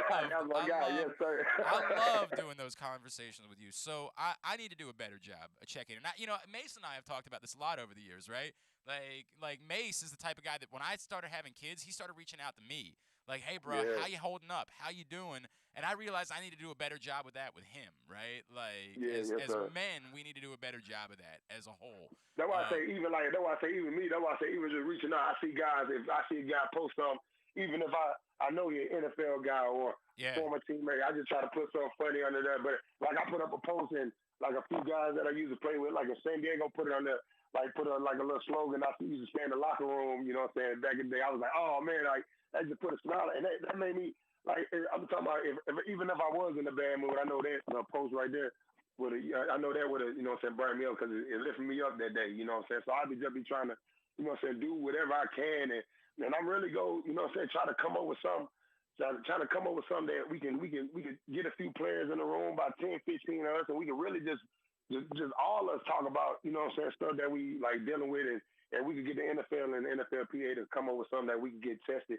Are we living with CTE or, you know what I'm saying, with something like, because the bipolar stuff is scary. Like when you get diagnosed, like I got diagnosed, I'm like, oh man, was I showing that while I was in the NFL? Like I know I showed it in a few of my relationships, you know what I'm saying? Like, you know what I'm saying? I had to go back and apologize to people, you know what I'm saying? Because I know I did, you know what I'm saying? So that's just the maturing of it, and, you know what I'm saying, just learn how to deal with it. But I know everybody's not as strong-willed as LeBron, you know what I'm saying? Some people have their breaking point. Le'Rpn McClain, man, I'm so glad to hear you and hear the place that you're in right now, man. I can't tell you how much. And again, I'm going to check in. I'm going to check in, though. I'm going to do that. Yes, sir. Yes, sir. Yes, sir. You got the number, baby. You got the number. Yes, sir. iFormation Podcast. Make sure you guys are checking that out. Check it out, baby. We on all platforms, YouTube, Spotify, podcast, Apple podcast, man. Check us out. We got the audio and the video going up. We just getting better with time, man. We early into it. Just got 16 episodes right now. We're getting better with time, man. Just watching guys like Glenn and, you know what I'm saying, hearing other podcasts, you know what I'm saying, just getting us ready, man. I love listening to y'all. At Le'Rpn _McClain 33 on Twitter. That's how you follow him. Brother, Happy New Year to you, to your family, man. Safety, health. Let's talk again down the road, all right? Yes, sir. Yes, sir. Happy New Year, man. Thank you so much. God bless. Le'Rpn McClain, man. Whew. It's pretty powerful, right? Like, it's pretty powerful when you hear him legitimately tearing up, talking about, you know, what he's been through. And I say this because I think it's important. I really do think this is important. I have made it very clear. I have issues with the fact that Antonio Brown got the opportunity that he got in Tampa, not because of him being a head case or anything along those lines, specifically related to the sexual assault allegation. That's why I had that problem. And it hasn't gone away. I still have a problem with the fact that happened. I had a problem. It's not – an allegation is the wrong way of saying it, because of the overwhelming evidence. Because when you read that text message that he sent that girl, there's no gray area there. Right. And so that's a problem. But that's a separate issue from this. And what Le'Rpn McClain's talking about – and it's why I was not comfortable with the jokes that were being made yesterday. And I'm with Le'Rpn. I'm a wrestling guy, of course, right? Everyone knows that. I do a pro wrestling podcast with my friends. One of my closest friends is a pro wrestler. And my buddies were texting me this image that Randy Orton sent out, or a tweet that Randy Orton sent yesterday, where he was comparing. That's what they sent, right? And everybody got a good kick out of that on Twitter. It's Randy Orton doing his pose and juxtaposed with Antonio Brown with his shirt off, and everybody's laughing about it. And I said, I'm like, I got to be honest with you guys, I'm not feeling that. Like, I don't think this is a joking matter. I don't think I get that, like, because we don't have any sympathy for Antonio Brown, that we also kind of don't have any empathy for him either. We can't put ourselves in his shoes because he's a bad person. But the mental health is not a joke to me. It's just not.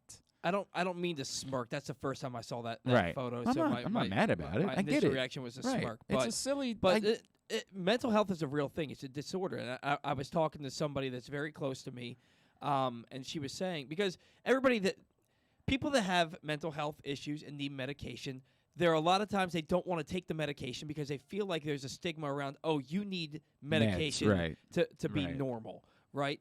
But it's your body is missing something that it needs to act normally. It's the same way if you have a physical ailment. Right. I mean, it's the same thing. If you need medication, it's not that there's something wrong with you. It's that you need something to be the person Correct. that you're supposed to be. And we saw it in the NFL with a Pro Bowl wide receiver in Brandon Marshall. All the crap that he went through about 10, 15 years ago, and then he realized he had bipolar disorder. He got medicated, and now you see him all over TV as a guy that people want to talk to. If you know Le'Ron's story, I mean, if you remember, we were worried about him. He was tweeting desperately cries for help, and a lot of us were trying to reach out to him to talk to him about it. Like, hey, man, are you okay? Like, I reached out to Le'Rpn, like, then. And I said, dude, because I genuinely love covering Le'Rpn McClain. Like, he was genuinely one of my favorite people to talk to when I was on the beat. And then when I, transitioned into being a host that wasn't on the beat any longer, I loved being around Le'Rpn McClain. He's one of my favorite people. He would see me in the locker room and hit me up like, bro, why haven't you had me on your show recently? Like when he was an all-pro player. Like when he didn't need to do this stuff. He just liked doing it. He was a good guy. And so I was trying then to reach out. Everybody was trying to help out. Nobody wanted to, hurt Le'Rpn. I figured it was Ron. It's Ron, right? I'll get you, Ron, I promise. So there's two different things there, right? There's I get it. I don't like Antonio Brown, and I think bad things of him, and I think it's shameful that Tampa Bay took the chance on him. But I also genuinely believe that this is a mental health problem, and whatever that is, when we say, well, it's CTE, I don't know if it's CTE. It might be.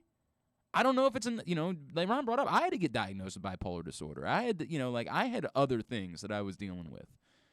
And it's just not I can't make jokes about it because of that. I mean, it was, I get it. It was a spectacle. It was unlike much of anything we've seen, but I don't think it's a laughing matter. It's a very serious issue, and if you have bipolar disorder and you're not medicated for it, bad things happen. Terrible awful things happen. Yes. To others and to yourself. Right. It's something that needs to be taken care of, and I'm with you 100% on this. I don't want him to play in the National Football League because I don't think he deserves that. Yeah. But I want him to be okay because I want humans to be okay, and I don't want him to be a threat to himself or to other individuals, whatever it is that he's going through. So I'm uncomfortable. You can say what you're a stick in the mud. You can say I'm whatever. I'd like to think that as a society we understand, like comedians are mad because their job is more difficult. Because we said you can't just punch people that don't deserve to be punched. Like you can't just make fun of a broad group of people that don't deserve it for any reason. There actually has to be a punchline. And it can still be done. There's still brilliant comedians that don't have to freak out about, well, I'm not allowed to make fun of this person any longer. There's still plenty of things that we deal with in society that you can make fun of or actions or things along those lines.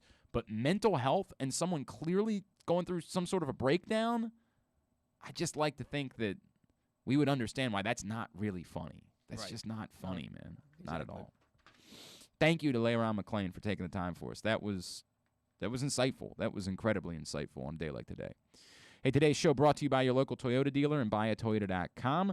Make the most out of every day in a Toyota RAV4, available in hybrid or gas-only models. A RAV4 can get you where you want to go in style. Check out buyatoyota.com for deals on new RAV4s from your local Toyota dealer today. Ron's in Owings Mills. Ron, good morning, pal. How are you? Good morning. Good interview with Le'Rpn. I always like Le'Rpn McClain. Love Le'Rpn McClain, man. Love that dude. And I remember that run he had against the Cowboys. Well, it's one of the. I mean, to me, it's the greatest regular season Ravens game ever. I mean, it's just I have that night was one of the most special times I've ever had as a Ravens fan.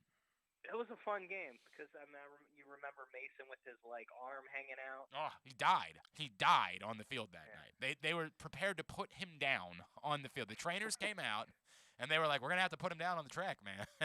And he's just like it's the epitome of who Derek Mason was as a football player, right?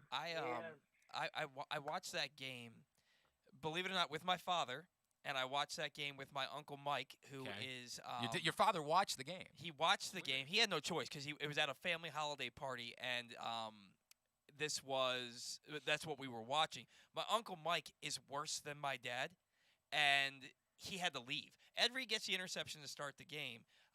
And so he's all happy. And then the Cowboys on the next possession, they go down and score. Right. My Uncle Mike had to leave because he couldn't stop himself from being so negative. But that was a game to me that Derek Mason put himself in the annals of Ravens history as the greatest. He was dead on the football field. Yeah. Dead. And he was just I don't understand.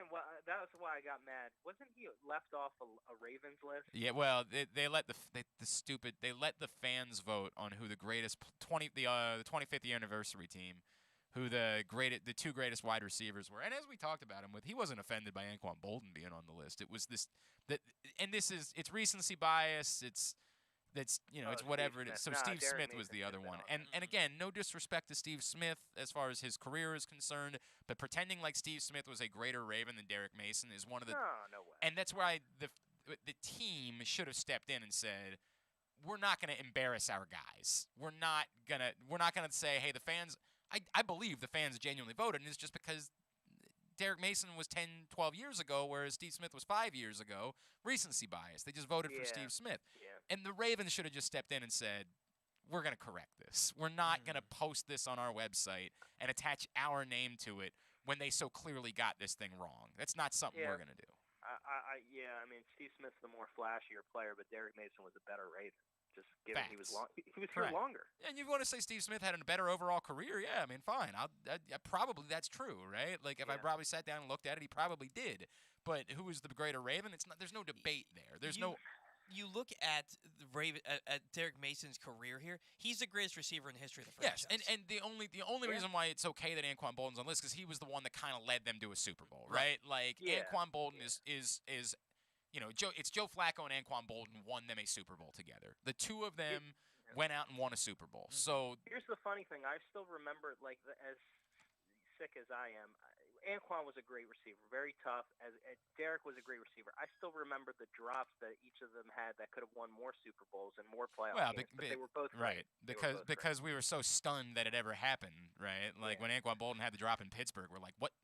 Him? That one he should have caught. Him? I mean, it was that one. The one that was it was a low throw, but he was bending down. He should have caught that. Yep, 100%. And we all remember the goal line. Yep, of course we remember it. Of course, because it was stunning. It was. They threw that ball to Anquan Bolton and he didn't catch it. Like, how is that possible? All right, we're off. We're lost. We're lost. We're off. Let me just say a few things and I'll get off. Just the delay of game. I don't even want to go through. It's unacceptable. Okay, we don't even have to. The only thing I need to know, Ron, is afterwards Huntley said he thought there was still a second on the clock. I just need to know what the discrepancy there is. Like, because on the TV broadcast definitely made it seem like it was delay of game. Is there a discrepancy between what we're seeing on the TV broadcast and what they're seeing in the stadium? That's all I just need to know that because I'm with you and he's going to, John's going to make my slaps list today because of it. Because, that can't happen. But I do need to know if there's a discrepancy between what we see and what they see because I just think we get plays off too slowly. I mean, the whole game. But they've been doing it all season. There's been it's almost the point where it's clearly part of the thought process to try to limit the number of plays during the course of a game, and that's not dissimilar to what they've done. That's kind of the concept of what the Ravens have built the last couple of years is let's limit the number of plays that the other team has the ball during the course of a game. But it's going to cost you, and it costs you in a huge moment. Let me just say this, and I want to give some credit to Redhead Ed on Twitter. He put together a lot of stats on John Harbaugh, the era. I just want to say a couple things. Number one, let's be honest, he's loyal to his coordinators to a fault with the Greg Roman thing. I personally think it's time to move on. I've seen enough with the game on the line, cutting off half the field in the Green Bay game. I thought the play calling got a little predictable late. You could have went play action on 2nd and 2. I personally, I don't believe Roman's the guy to help evolve the passing game to where I think it needs to go. But let's go to the John Harbaugh thing. And some of it, it's obvious, but just hear me out. John Harbaugh, when Ray Lewis or Lamar Jackson have played, is 81 and 33 as a head coach. When Ray Lewis or Lamar Jackson have not played, he's 54 and 54, which is an average coach. That's 500. So I saw you retweet this number, Ron. I saw that last night. Here's my only good. Name any coach's record without their good players. I just don't think I don't think that number matters almost at all.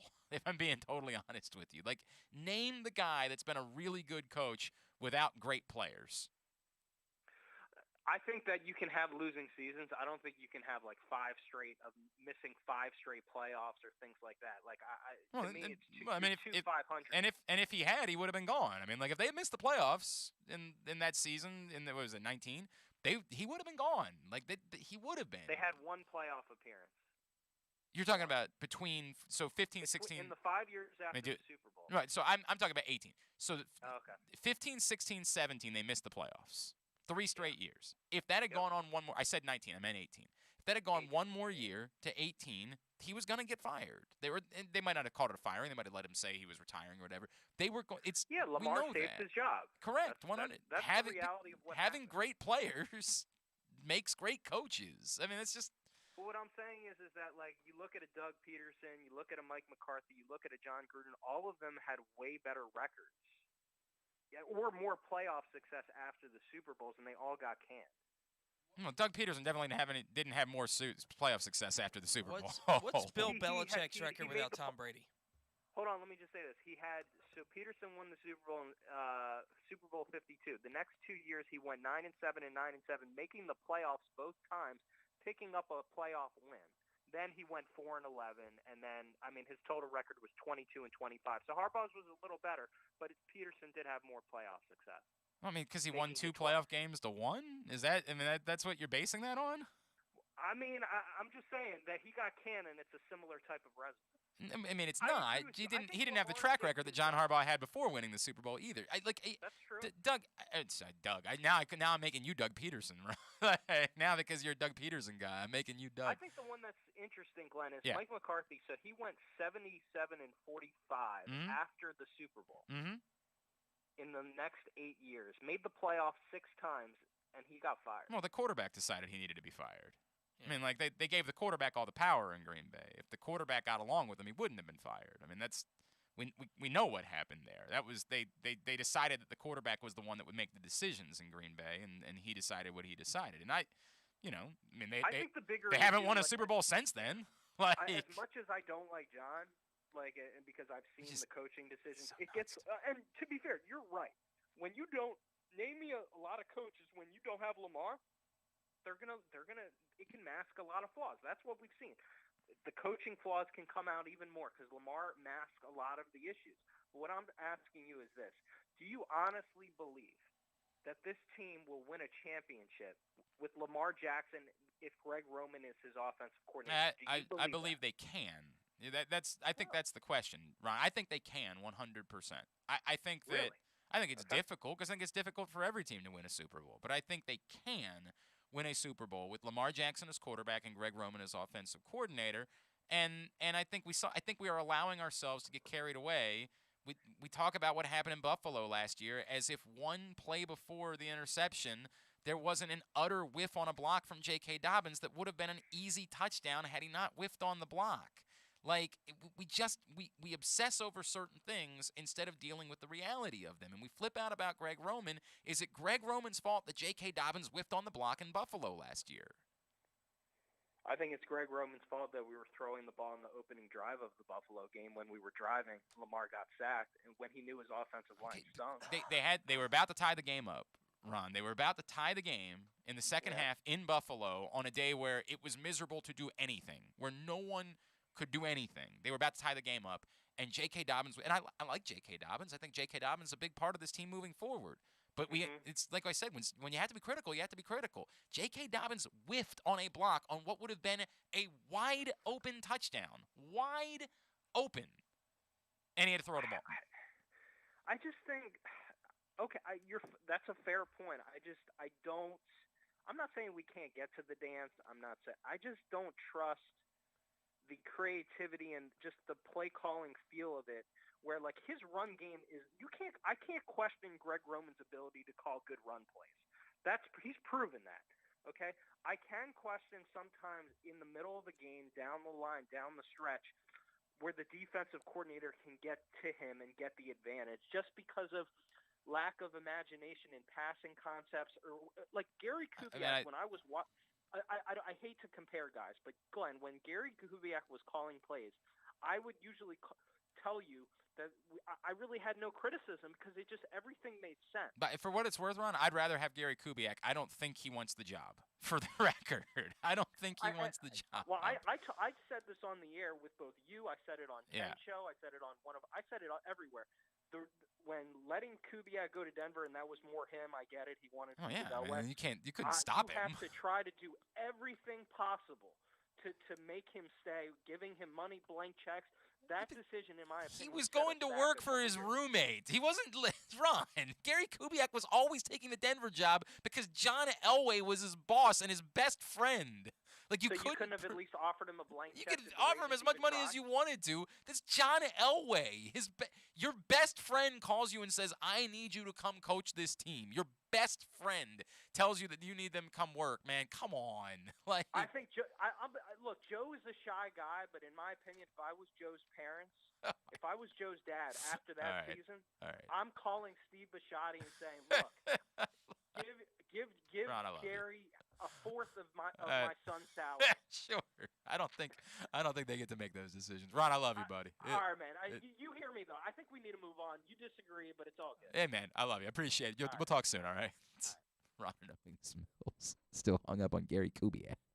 It's been 8 years. I just want to say, for the record, Bill Belichick has 9 seasons without Tom Brady. Right. He has, and I'm including 2008 when Brady got hurt the first game, 3 winning seasons in 9 seasons without Tom Brady. You take away the best players, that's what happens. I saw people throwing this number around. This is why, this is the dirty little secret that nobody wants to talk about it. I get, and I talked about this with Ken yesterday. People are pissed off when something like that with the delay of game thing happens yesterday or something along those lines. And you're right, it's bothersome. What we don't really admit is that John Harbaugh probably gets about 85-90% of game situations correct. We think they should be free. We think everyone that there should be no margin for error, and we remember the times there were. And by the way, earlier in his career, and I documented this when I was on the beat, earlier in his career, it was a blind spot. He had clearly come from Andy Reid. Time management was horrible for John Harbaugh in the first few years, despite the fact they were winning games, right? Like, it was a real – the season they lost to the Colts in the divisional round of the playoffs, when they got their ass handed to them in that game. That was after beating in New Indianapolis. Yes, after the New England game. I went back and wrote a whole thing documenting game loss by loss, game time issues that occurred during the course of those games. They lost those games largely in the final minutes of the half. Either half, right? Either the first half or the second half. You could go back and say, this is where the game was lost because of these things that occurred. Since that time, not because of me, I want to make that very clear, but since those first few years, he's gotten far better. The problem is we want it to be perfect. We want it to be that you never get anything wrong. We want to believe, in part because we played Madden, that you can scheme your way or play call your way to winning a championship. So when anything is something we don't like, we want to believe that's the margin for error. And we don't think this other stuff that Le'Rpn McClain was just talking about with John Harbaugh matters. Well, anybody could be the coach. Anybody could be the figurehead, the leader. When overwhelmingly we have the evidence that says the championships, you win Super Bowls based on players. Overwhelmingly. The early Patriots Super Bowls, you would say, were more about Bill Belichick probably and play calling and play design and what he was doing defensively than they were about Tom Brady. The first 3, you'd probably say that about. They were more along those lines. But as we moved into a different era of football, it had to become way more about Tom Brady. And in this era of football, how many teams have won a Super Bowl championship that you would look at it on the whole and say it wasn't really about the players? The Eagles would probably be the one, right? The Eagles would be the one where you would say Doug Peterson had to scheme his way to winning a championship. And it's not to say he had incompetent players, and not to say that he didn't have, a defense that was capable. But on paper, he really had to scheme his way into winning a championship. Every single other one of the other ones, you'd say, yeah, it's the players. They've got the players to do it. And in certain circumstances, we all thought Jim Caldwell was a genius for a month in Baltimore, right? Because the Ravens won a Super Bowl. A year later, what do we think of Jim Caldwell? Get him out of here. We thought he was a boob. Yeah. So did they win that Super Bowl because of Jim Caldwell, or did they win it just because they had the players? Like, the players are the answer. So when you throw these numbers, well, this is John Harbaugh's record without Ray Lewis. Well, by the way, Ray Lewis in 2012 was not that good. No. I mean, he didn't play for a lot of that season, but when he was on the field, he wasn't that good. We pick and choose something because it fits our narrative instead of being realistic about it, which is, what is every great coach's record without their players? What is Mike Tomlin's record without Ben Roethlisberger? Correct. We pick something because it fits our narrative. That's what it is. We don't think John Harbaugh, so we're going to find this number and throw it out there. Well, the number doesn't hold up because no coach there isn't a great coach that doesn't have good players. That doesn't exist. We're kidding ourselves. Stop. Get a hold of yourself. And again, the era has changed. It's easier to go back in the history of the NFL and find guys that were able to have success, that didn't necessarily have certainly a quarterback, but they still tended to have really good players on their roster. Today's show is also brought to you by CCBC. I want you to remember the words tuition free. Need to hone your computer skills to boost your career, or maybe you want an IT certification? CCBC, Continuing Education, has the courses and programs you need for a career in the computer field, and it's all tuition free. From the basics to specialized training, we have the classes you need, from hardware to programming to cybersecurity and so much more. It's your choice. It's your career. Call 443-840-4700 or visit ccbcmd.edu/computer training. We'll come back in, chat with Jeremy Conn. That's next, Glenn Clark Radio. Sports fans, the wait is over. The all-new FanDuel Sportsbook is now open at Live Casino and Hotel in Hanover, Maryland. This is your chance to win big right in your own backyard. Bet on every sport with self-service kiosks and watch all of the action from the best seat in the house. Make every moment more at the all-new FanDuel Sportsbook at Live Casino and Hotel in Hanover. Please play responsibly. Gambling problem? Please call 1-800-GAMBLER or visit mdgamblinghelp.org. That first sip. That first bite. Start your day off right with a delicious breakfast at Royal Farms. Choose from a fantastic selection of fresh Royal Farms breakfast sandwiches and top it off with a rich hot cup of the freshest coffee in the world. At Royal Farms, breakfast is available day and night. It's the freshest breakfast in the world. Real fresh, real fast. Royal Farms. Duffy's Garage is a family-owned and operated car care facility in beautiful Baldwin, Maryland. An authorized Maryland inspection station and Napa Pro Care Center with ASE-certified techs. Tell them that Glenn Clark sent you and receive 10% off your service with a max discount of $150. You gotta trust where you take your car, so take it to where I take mine. Duffy's Garage in Baldwin. Duffy'sGarageMD.com.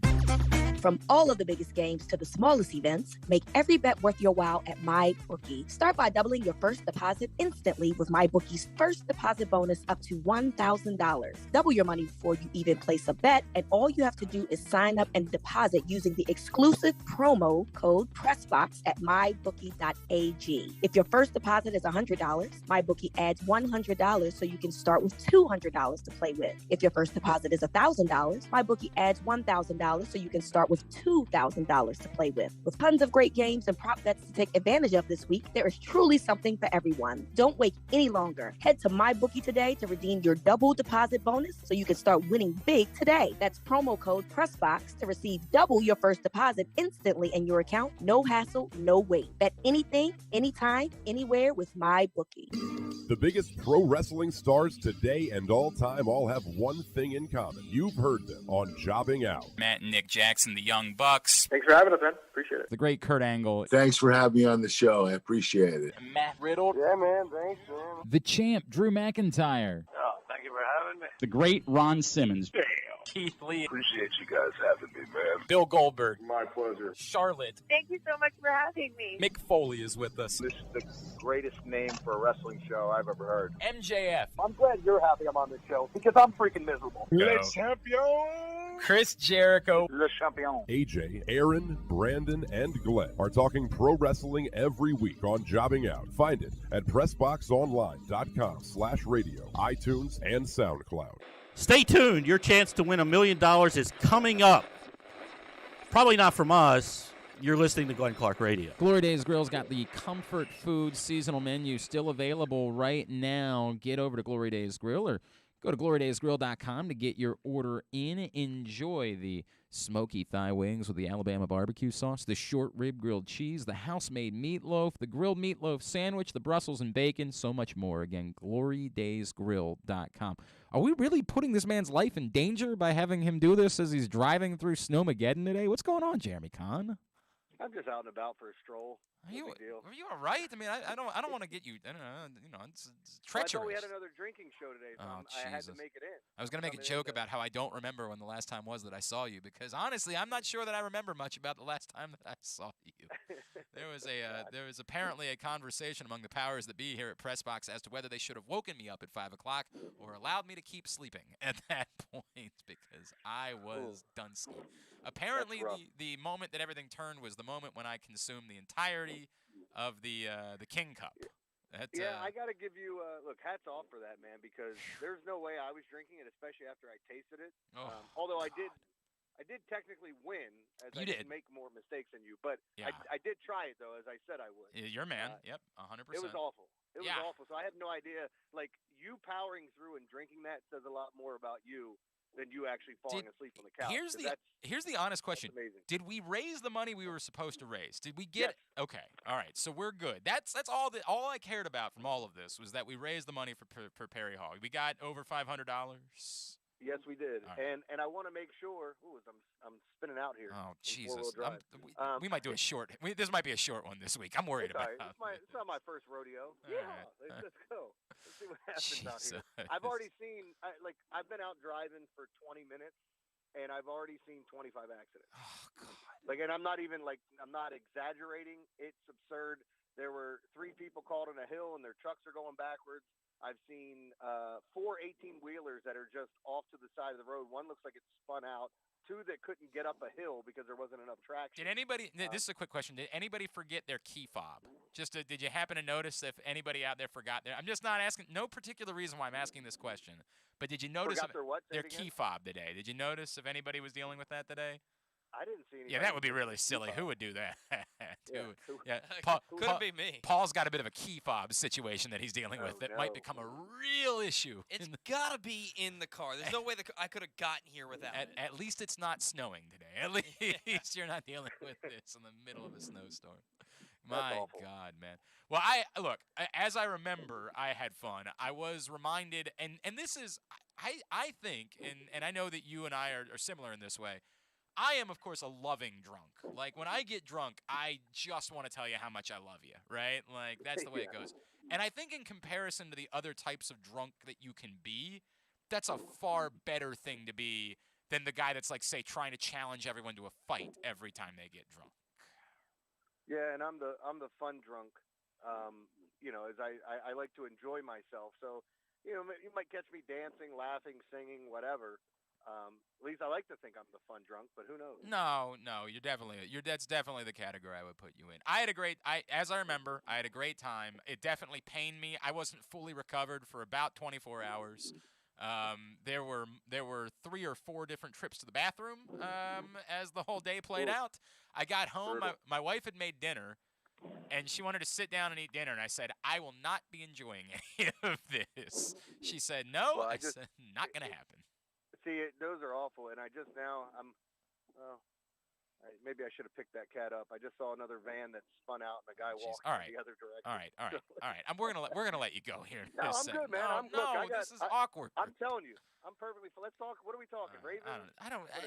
Jeremy, I don't know what there is to say anymore, man. Like, I started the show this way today. I understand disappointment. It was definitely a bummer yesterday. The Ravens had a chance to win that game. And weren't able to do it. I do not understand anger. I do not understand blame. Like, not being able to sit down and say, holy crap, it's absurd that they're even in these games. It's absurd that they had a chance yesterday. There was no one had an expectation they were winning that football game. I don't understand anger and blame. I don't get that part of the equation.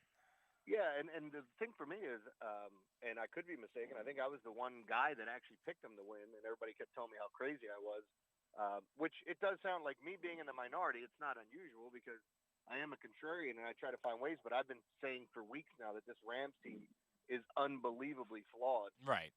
For whatever reason. Like, they're not, this is not the team that I want to place my wagers on and be heavy on right now with the way that they're playing. Matt Stafford looked terrible. And in instances against a subpar defense that has issues covering, as they gave up 525 yards last week, and I know, or 2 weeks ago, and I know that they got some players back, but still, that's my whole reasoning for it. And when it got moved to 1 o'clock, I thought they'd be in it. It just sucks the way it came down. I mean, They've lost 4 games by a total of 5 points in this 5-game losing streak, and then they'll blow out the Cincinnati. So yeah, it's a bummer. What do you do? It's a bummer.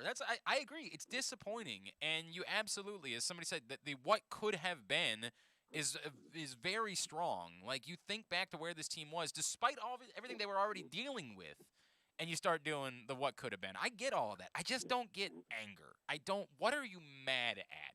Like, this is the dirty little secret yesterday. To me, the biggest reason why they lost the football game was because of Tyler Huntley. Plain and simple. Like, but am I mad at that? No. We're getting carried away about what we think Tyler Huntley is. He's a backup quarterback in the NFL, and he's going to make mistakes. Yeah, the other thing that's irritating is I saw like a couple of former players and people in the media saying, "Oh, I've talked to former Ravens players that think Huntley's better than Lamar in all these different facets of the game. He does this better, that better." And I'm sure there are aspects of the game that he is better than him. But my problem is, like, when Flacco was going to be the quarterback moving forward, there were a lot of guys that stood up and stuck up for him. There are people that, like, I'm not necessarily trusting just football players and watching the game to tell me what should and shouldn't happen, because I listen to former Hall of Fame coaches and all of these guys that are talking heads on there telling me every single week, like, "Oh, why are they doing this? Why are they going for 2?" And like, I even read the thing today, like, fans going, "Well, if the Ravens hadn't gone for 2, they'd be this." Right. How do you guarantee a victory if they No, kick an extra point without knowing what's going to happen afterwards? Yes, it's absurd. It's so absurd. Yeah, there's a lot of that. Yeah, that's again, disappointment. Yes, anger. You can't. I'm bummed at how the season. I'm bummed that they lost all their players this year. As someone who wants to see the Ravens succeed, as someone who knows it's better for business when the Ravens do succeed, I'm really bummed by that. It's a huge bummer. But anger and screaming and firing get the F out of here, man. Like, get out of here with all that. I don't get it at all. I don't understand it remotely. That being said, what they've accomplished with all the injuries and COVID and everything else is pretty amazing. I just think it's a layer of expectations along with misfortune and bad losses, or tough losses, I should say. Like, nobody expected to be in the Packers game. They essentially lose on a conversion try. The Steeler game where they thought they'd be in it, and then all the injuries that happened at the end, you thought you'd win it. You were winning most of the game, and then Big Ben comes up with a great drive. I mean, there's all types of things to look at on this season of what went wrong, what could go wrong, and where we're at. So, I'm just not going to get caught up in it. I understand people get emotional, but, hey, just let it die down a little bit and then react. I mean, then they'll have to dissect it. And then they have issues they're going to have to deal with for sure. I mean, like, they've got to upgrade the offensive line, period. It's on them that they did the Alejandro Villanueva bit. That's not – he was going to have to play somewhere this season. That's on them. They screwed that up. That's not bad luck. That's – you did that. They got to figure a few things out. But on the whole, I don't know how you don't look at the roster in general and say – I feel pretty good about next season with the overwhelming majority of the roster here. They just need to have them on the field and not, hanging out on the sidelines or at the Jimmy's tailgate ahead of time. Like, they need to actually have those guys playing. And absolutely. The other thing with that too, and just not to stay on this forever, is that you have to look at next year and look, you're more than likely going to miss the playoffs. I think that's somewhat of a foregone conclusion with all the things you need to happen. It's not happening. And relying on Jacksonville to beat, the Colts here, who look like one of the hottest teams in football. You know what? I swear to God, if all those things come true and they make the playoffs, I'll do another drinking show with you in 2 weeks. And I just said I'll never do another one. I'll drink another King Cup in 2 weeks. Never ever say never ever. God, if all those things happen, it's insane. So, that's the MacGruber line. But I haven't watched. I need to watch. I'm sorry. I need to watch it this week. Well, so the other thing with the Ravens too is that you're going to have a pick probably 16 or lower. Looking at it, in that 16 to 12 range, I would assume. Probably more like that 15, 16 range is my guess, because they're going to be one of the first teams on the outside looking in. But then you get that in every round. What if somebody comes off and you have something for Tyler Huntley? You got that to figure out. You've got other things, but the key, the most important thing is that you're finally getting healthy. That's the most important thing. So we'll see what happens. I agree. Hey, where are you with what Ravens fans should do? Look, there's still this small part of me that wonders if I'm Ben Roethlisberger and the Steelers lose tonight, like, why am I playing in this game on Sunday, right? Like, why not just let your final game be the game in Pittsburgh and be done with it, right? But presuming he does, where are you with what should the Ravens do? How should the fans, where are you with that conversation this week? I mean, I still think for the Ravens, you play it as is, like in hopes of getting in. If Lamar's ready, I'm giving him a go that last week. If he has any issues at all, if it's something that's lingering, you just ride with Tyler Huntley, knowing what's at stake. You can win with him. He's a really good quarterback. I mean, that's the other caveat to this is, like, does somebody come calling and offering something substantial for Huntley for the way he's played the last few games? So, which those are all possibilities. But again, I just play it the way it is. And if I'm the Steelers, I still believe, and I said all along that I thought the Ravens were going to beat the Rams and lose to the Steelers. Now, I ended up being wrong on the Rams call. This game here, I mean, I could see Big Ben coming out and throwing, as I said, 4 touchdowns or 4 interceptions, or in some magical way doing both.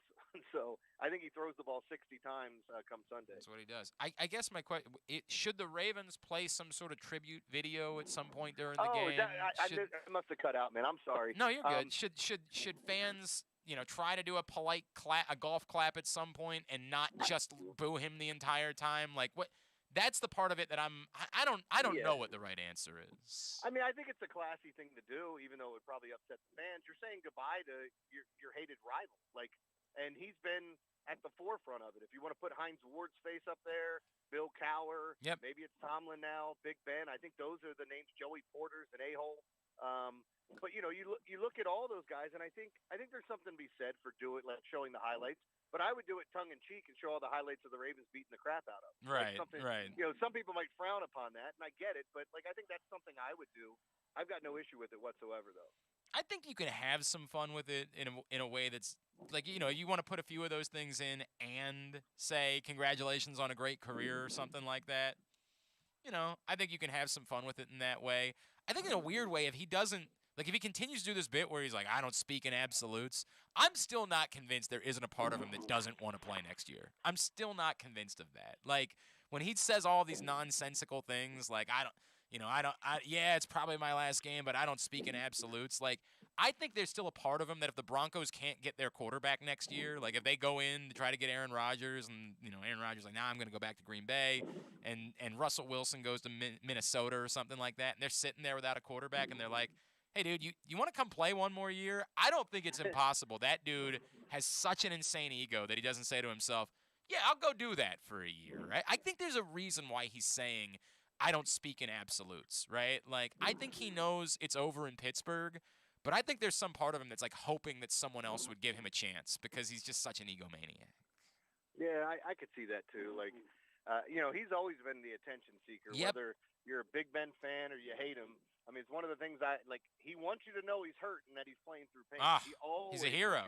Yeah, 100%. And he needs that. And it's just kind of a weird, maybe, I don't know if narcissistic is the way to use it, but it's something where he internally feels like he needs people to know how dedicated he is and how banged up he is. Like, hey, I'm going to give this a go because I'm a trooper for you guys, in actuality, when it's all about him. 100%. Oh, my God, 6 billion%. That's accurate. Yeah. All right. What's coming up on the Big Bag Morning Show this week? So I'm off until Thursday, which I don't know if you get this. Every time I'm off, and I didn't take off much. Like, I used to take off all the time to watch my kids play, so I'd be missing time. Sure. I'd get something. It'd be 2 days here, 2 days there, 2 days. And somebody's like, you're always off. And I was like, well, I haven't been off all year, so I'd, use these days. I save all my vacation days to watch my kids play ball. And then now when I joined the morning show, I put all my effort into it to try to make this as successful as possible, and I wanted to be there every single day. Now I have all these vacation days that I have to use. So, and my contract, my contract runs through the next couple months. So, I basically told management, I said, tell me when you want me to take off. So they gave me a bunch of dates. So now I'm off. They say don't take off a Monday because it's after a Ravens game. So you got to take off a Tuesday. You got to take off. Well, I was off today. Oh, okay. I mean, that's just kind of how they matched it up. Typically, that would be exactly that's what you weird, said. But right? I think they're just trying to get the days in. Man, that's a weird bit. All right, well, picks every day at PressBoxOnline.com, of course. And I know you're still doing. Weekend too. You're still doing the Sunday show, right? Yeah, Sunday show. I actually filled in, did 4 hours. I filled in on You Better You Bet this weekend. But I had the 49ers, which I was fortunate how it came down. That was my lock. Georgia was my biggest bowl game play. Yeah. Utah was my second largest bowl game play. And even though they covered almost start to finish, I still feel lucky in how that finished. But, sometimes it's better to be lucky than good. There have been plenty of times where I feel like I was on the right side. Sure. End up losing the game. So But it was a good weekend overall. Very good. At Jeremy Conn 1057 on Twitter. That's how you follow him. Appreciate you, pal. We'll talk to you next Monday. All right. Thanks, man. It's Jeremy Conn 1057 The Fan. Coming out of that, let's go over our picks for the week, and then we'll grab a break. Come back to Slaps to the Helmet. Picks recap brought to you this week by Underdog Fantasy Football. You still can't bet online or on your phone, and I know that's a bummer. But you can bet in person, which is a good thing. And in the meantime, we can fill the gap until we get to that point. Fill the gap by playing Underdog Fantasy Football because you can play player props and parlays and things that make you feel like you're betting. Plus, you're getting free money. Use the code PRESSBOX when you make your first deposit up to $100. We will match it with free money for you to play with. UnderdogFantasy.com or download the Underdog app. We had the 2 college games and the 7 NFL games that we picked this week. It was a bad week for everybody except me, which I guess is because I'm the only one that got both the college games right. It seemed like such the easiest thing in the world to do. It's Alabama and Georgia. Mm-hmm. Just pick them. Right. Don't overthink it. Don't get cute. Just pick them. And, it wasn't like Alabama was brilliant. It wasn't like they won by 60 points, and I don't think it shamed Cincinnati in any way. It was just that was probably what was going to happen. Alabama's 3 touchdowns better than Cincinnati because Alabama was 3 touchdowns better than anybody that would have been in that game. They put Notre Dame in that game, who lost their bowl game too. Whoever you were putting in that game, Alabama was 3 touchdowns better than them. And I know there's been a lot of furor about this is why we don't need to expand the playoff. If Alabama's got Nick Saban as their coach, they're most years going to be about 3 touchdowns better than everybody they play, no matter what. That alone is not an argument for why you shouldn't have an expanded playoff. But only Kyle and I were on Alabama, and Kyle couldn't pick. Kyle has to pick Michigan every time, so that screwed him. They were not really participants in the other semifinal, as they got housed by Georgia. Proctor also took Michigan in that game. So Proctor's long shot of getting back. He had charged back, probably dead because he's now 10 games He back. took Cincinnati and Michigan. Yeah, which is really hurt him. Really hurt him this week. He went 3-6. So so that helped me. Everybody was on the Rams, so nobody got that point. Only Andrew Stetka. You got to do crazy things when you're Andrew Stetka and you're down by 1 billion points. Only Andrew Stetka was on Cincinnati. Unfortunately, he also went 3-6 this week, so even stealing one didn't end up helping him all that much. John Proctor and I were oddly the only ones that were on Tennessee. I didn't really get that. I mean, I didn't expect to be 34-3 like that. I don't think anybody saw it coming. Right. And it was sort of a reminder of the things that we talked about with Miami were real. They got yes, they did win those games. But if you actually go back and look at who they were playing against and what quarterbacks they were facing, it's not only that it wasn't a murderer's row, it was largely not really NFL quarterbacks. Mm-hmm. Lamar Jackson, they played.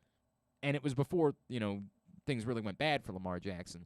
They started that. And, they deserve credit for it to some extent. But that all was real, that they were facing lesser opponents as they put that streak together. It wasn't surprising to me that it came crashing down. I was a bit surprised, however, by Vegas beating Indianapolis outright. Yeah. That, them covering wasn't going to stun me, and so I was like, Kyle might steal one there. But I was definitely surprised by them beating Indianapolis outright. As a lot of us had sort of looked at Indianapolis and said that might be a dark horse Super Bowl, candidate, and they really came back to earth. They're probably going to be fine to get in. Again, they still have some work to do this week, but man, that was alarming. Could you imagine if they lose to Jacksonville? Oh, man. And 2 weeks after we had crowned them as they're out altogether? Could you imagine that? It's crazy to me, man. I think it'd be awesome. Just because you hate the Colts? No, I don't even hate the Colts. I just think it would be awesome because it's sort of the wild nature of the NFL, Yeah. the crazy things you don't expect to happen. I get that. I do get that.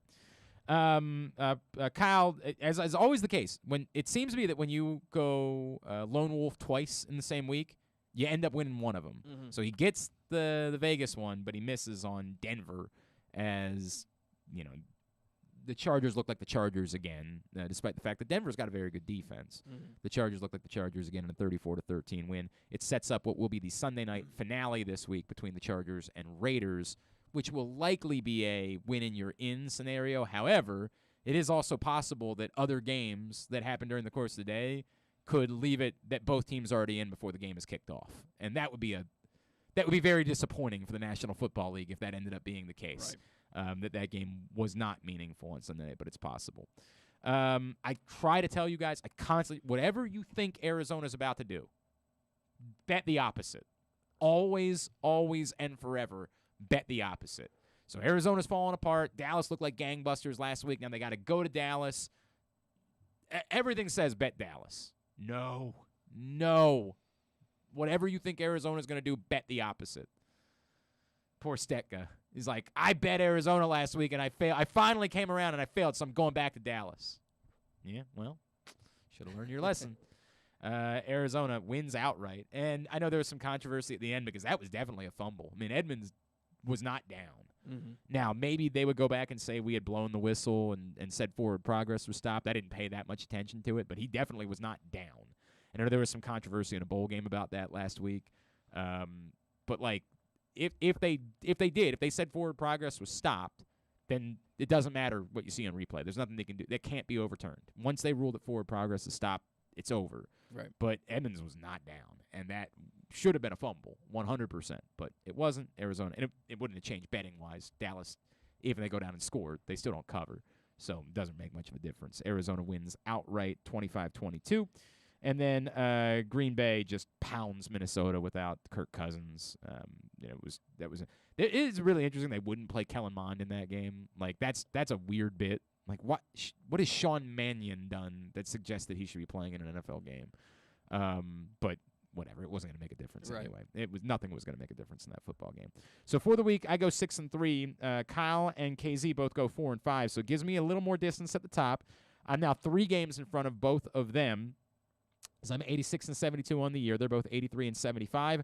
Proctor's 76-82. He's 10 games back, but he's still 8 games clear of Steck at the bottom of the table, who is 68-90. Woof.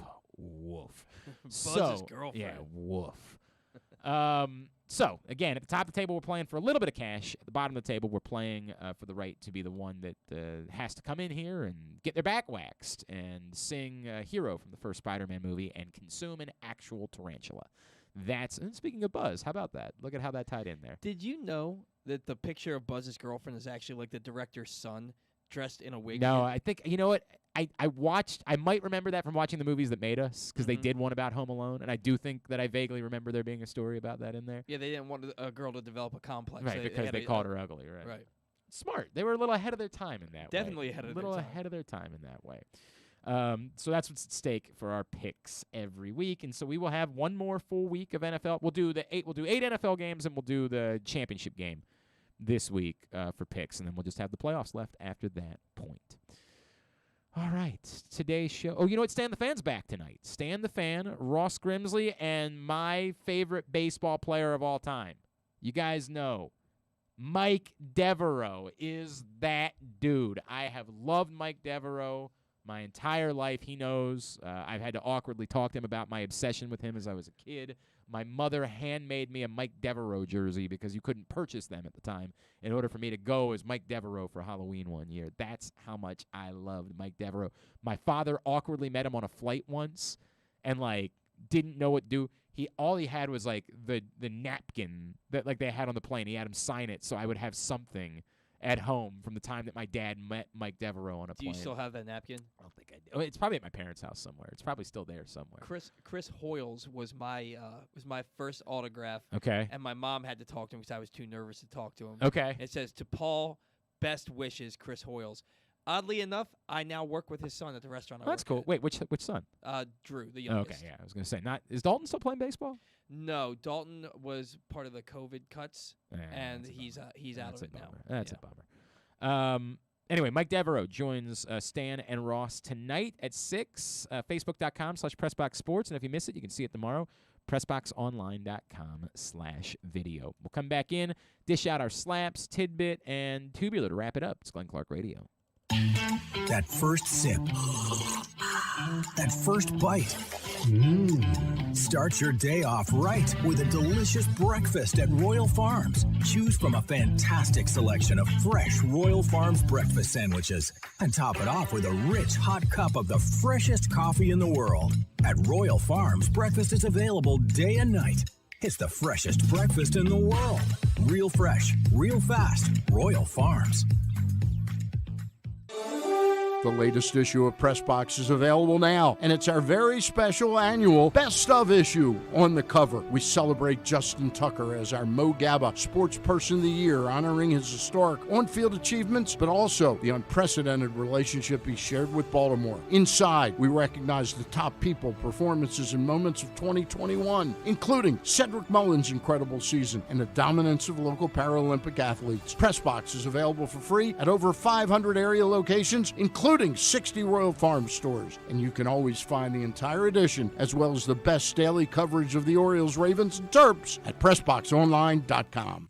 Sports fans, the wait is over. The all-new FanDuel Sportsbook is now open at Live Casino and Hotel in Hanover, Maryland. This is your chance to win big right in your own backyard. Bet on every sport with self-service kiosks and watch all of the action from the best seat in the house. Make every moment more at the all-new FanDuel Sportsbook at Live Casino and Hotel in Hanover. Please play responsibly. Gambling problem? Please call 1-800-GAMBLER or visit mdgamblinghelp.org. Need to hone your computer skills to boost your career? Or maybe you want an IT certification. CCBC Continuing Education has the courses and programs you need for a career in the computer field. And it's all tuition free. From the basics to specialized training, we have the classes you need, from hardware to programming to cybersecurity and so much more. It's your choice. It's your career. Call 443-840-4700 or visit ccbcmd.edu/computer training. Window Depot Baltimore provides the highest quality Pro Via windows, doors, and siding for all budgets. The best is finally affordable. Call them today for a free in-home consultation at 410-941-3499. They also offer Zoom and FaceTime consultations in an effort to practice social distancing. A proud sponsor of the Tyus Bowser Show, you can find out more at WindowDepotBaltimore.com. If you miss anything, don't forget that you can find whole shows later on Spotify, Apple, or Amazon Podcasts. It's Glenn Clark Radio. All right, yes, Paul from Obilando, that catch that you referred to against Joe Carter, 100% one of the greatest things I ever saw as a kid, and it's why I fell in. The guys I was in love with were the guys I've talked openly about my obsession with Kenny Lofton. There was nothing I enjoyed more as a baseball fan than watching someone rob home runs. That was my favorite thing ever. It's still one of the coolest things you'll ever see. And it was part of the era of sports highlights being so important. That era has largely died because, we can see highlights on Twitter, right? So, like that when you knew that it was going to air on SportsCenter 5 times the next day. Like, they were going to find 5 different ways to include the highlight during the course of watching one episode of SportsCenter. That was the type of stuff I was obsessed with. So I love Kenny Lofton, obsessed with Kenny Lofton. I was obsessed with Mike Devereaux, man. Absolutely obsessed with them. So, yeah, very cool that that's who they're chatting with tonight. A couple other people think I'm sorry I haven't responded to everybody this morning. From John in Little Rock. John said, I regrettably listened to the fan postgame. John, we do a postgame show. You know that, right? I love you. And the host actually thinks Huntley is pushing Lamar Jackson in his future, and lots of callers agreed and think Harbaugh should be fired. It was a mistake listening, and I won't make that mistake again. Well, I don't have anything to say. I'm not trying to trash. I said this when I wrote my column last week about a couple of the people over there. I can tell you from, experience working in radio that, like, you are told regularly that your job is to be bombastic and to just I don't know. There are some people that I genuinely believe are just that crazy that work in this business. There's other people that I know don't really care all that much, but have been told you need to get people worked up. You need to just say things that get people worked up. And so they just do it because they want to have that job. And it's not for me. I'll never be a part of that world. It's not. I have made peace with that. It's what it is. I can't be that guy. I can't fake it. I can't fake how I feel about things. Well, I also just can't. I can't pretend like things matter more than they do either. Mm-hmm. It's the twofold problem that I have, right? Like you can't get me to sit here and pretend like I care all that. The bowl opt-out thing is a huge conversation right now. Mm-hmm. And for the record, I thought it was what Kirk Herbstreit said the other day was embarrassing. I thought that was embarrassing for him. I missed what he said. He went on about, Ben McDonald did a bit with it this weekend on Twitter. There's a bunch of you're quitting on your team. That whole nonsense. I think it's embarrassing. It's embarrassing for you as an adult human being to not be capable of saying to myself, yeah, there's a lot of money that's at stake in these situations. I probably understand why it is they're making the decisions that they make. Like, it's a bummer that it happens when they still have a game to play, right? Like, it's one of the flaws of the system that they're playing one more game a month after they played their last game. Yeah, that's never made sense to me. I get it. These bowl games want people to travel there, and people are available to travel when they have time off work. So that they're not moving the games. They're not moving the games up in December because the people in Phoenix want people to come travel to Phoenix that week from who do they have? Oklahoma State and Notre Dame. So they want people in the Midwest and in the Heartland to travel to Phoenix. Well, they can't do that the second week of December because they've got to go to work. Right. But they can do that the week between Christmas and New Year's Day. They can travel and they can come spend a week out in the gorgeous weather. They want to get away from Indiana. They want to get away from Oklahoma. Not that Oklahoma's all that bad. But you know what I mean? They want to go somewhere else where it's nice that week. So the bowl games aren't moving because the bowl games, that's their existence is about getting people to travel to these warm weather locations during a week where they're off. So they can't move the games. They don't want to extend the season because that's finals, right? And they're supposed to pretend like they care about that.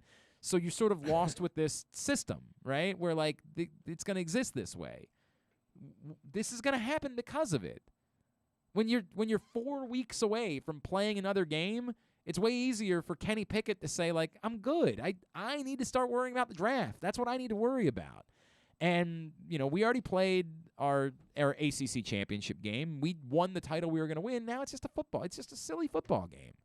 I can't prioritize that. I played all the games that mattered. I helped my team win a championship. Now I got to worry about me. Right. It's not that hard to figure out. It doesn't take much to figure out. If the game was a week after the ACC championship game, he'd probably be more inclined to play in it, right? Because it's not so far removed. If it was a playoff game, he'd almost certainly be playing in it. If there was the chance to go win a championship. But it's not. People get offended by saying they're meaningless games. You know what we're saying. It's not you see somebody else. Maryland clearly didn't think the Pinstripe Bowl was meaningless to them. As we talked to those players, you could tell it mattered. Robert Griffin III, as crazy as he is, said something really nice about this over the weekend. Robert Griffin III said, I decided after winning the Heisman Trophy to play in Baylor's bowl game because Baylor hadn't won a bowl game in 20 years or something like that. It was very meaningful to everyone in that community to go win a bowl game, right? It's not the same everywhere. It doesn't necessarily mean to the receivers, to Chris Olave at Ohio State, where Ohio State wins bowl games all the time. It's not winning the Rose Bowl wasn't as important to him. He's won bowl games. He's done that thing. The draft is what matters now. It's not. We don't have to be rocket scientists to figure this out. We know. We have all the evidence. We just want to say bombastic things for saying them. I ended up spending time. Ironic that me saying this wasn't something that I could sit here and pretend like is worthy of an hour's worth of conversation or significant It's not hard to figure out. It's very simple. It's like screaming about the Ravens. You know what happened this year. They all got hurt. We all know what we're doing. But it's boring to just say that. If I was hosting today on The Fan and I came on and said that, if I was doing Bob's show and came on at 10 o'clock today and said, the Ravens had a lot of injuries. I still got 4 more hours to do. Right. I still got to talk for another 4 hours. So they're told, and I don't know, I'm using Bob. I don't know if Bob, I'm sorry, I don't listen. 1, we're on at the same time. 2, I don't listen to the other, and I feel bad with Jeremy too because he's my friend, but I'm just out of listening to sports radio. I'm over it. I don't like this. I don't like how it's become the Skip Bayless show. I don't like that you're told to say bombastic things. I have no interest in that. It doesn't do anything for me. I do listen to the game still. If I'm in the car and there's a Orioles game on, I'll listen to that. If there's I still think that has value. But anyway, if so they're told, say crazy things. Say bombastic out there things because it gets people to talk. And you can do 4 hours of that. You can do 2 minutes of practical and real, you can do 4 hours. That's why we tell other stories. That's why we, put guests on that we're trying to get Summer Britcher on the show because she qualified for the Olympics again. None of you care about bobsled in any way. Or luge, sorry, not bobsled, jeez. Luge. But I think it matters. There's a girl who was born in Baltimore who's going to her second Olympics and has a chance. I want to tell that story. We haven't been able to get in touch with her. I don't know what's going on there. She's come on the show. It's weird. It's a very weird bit. Just conflicting traveling schedules. Yeah, it's just weird. It's awkward. But like we do that type of stuff on this show. And because I don't think that 2 hours of pretending like John Harbaugh should be fired makes for good radio. Yeah, my buddy texted me last night and he goes, "Somebody needs to be fired." And I was like, "What? Nobody needs to get fired. I think that they'll probably make some changes, but nobody needs to be fired." I don't know. I don't know what they're going to do.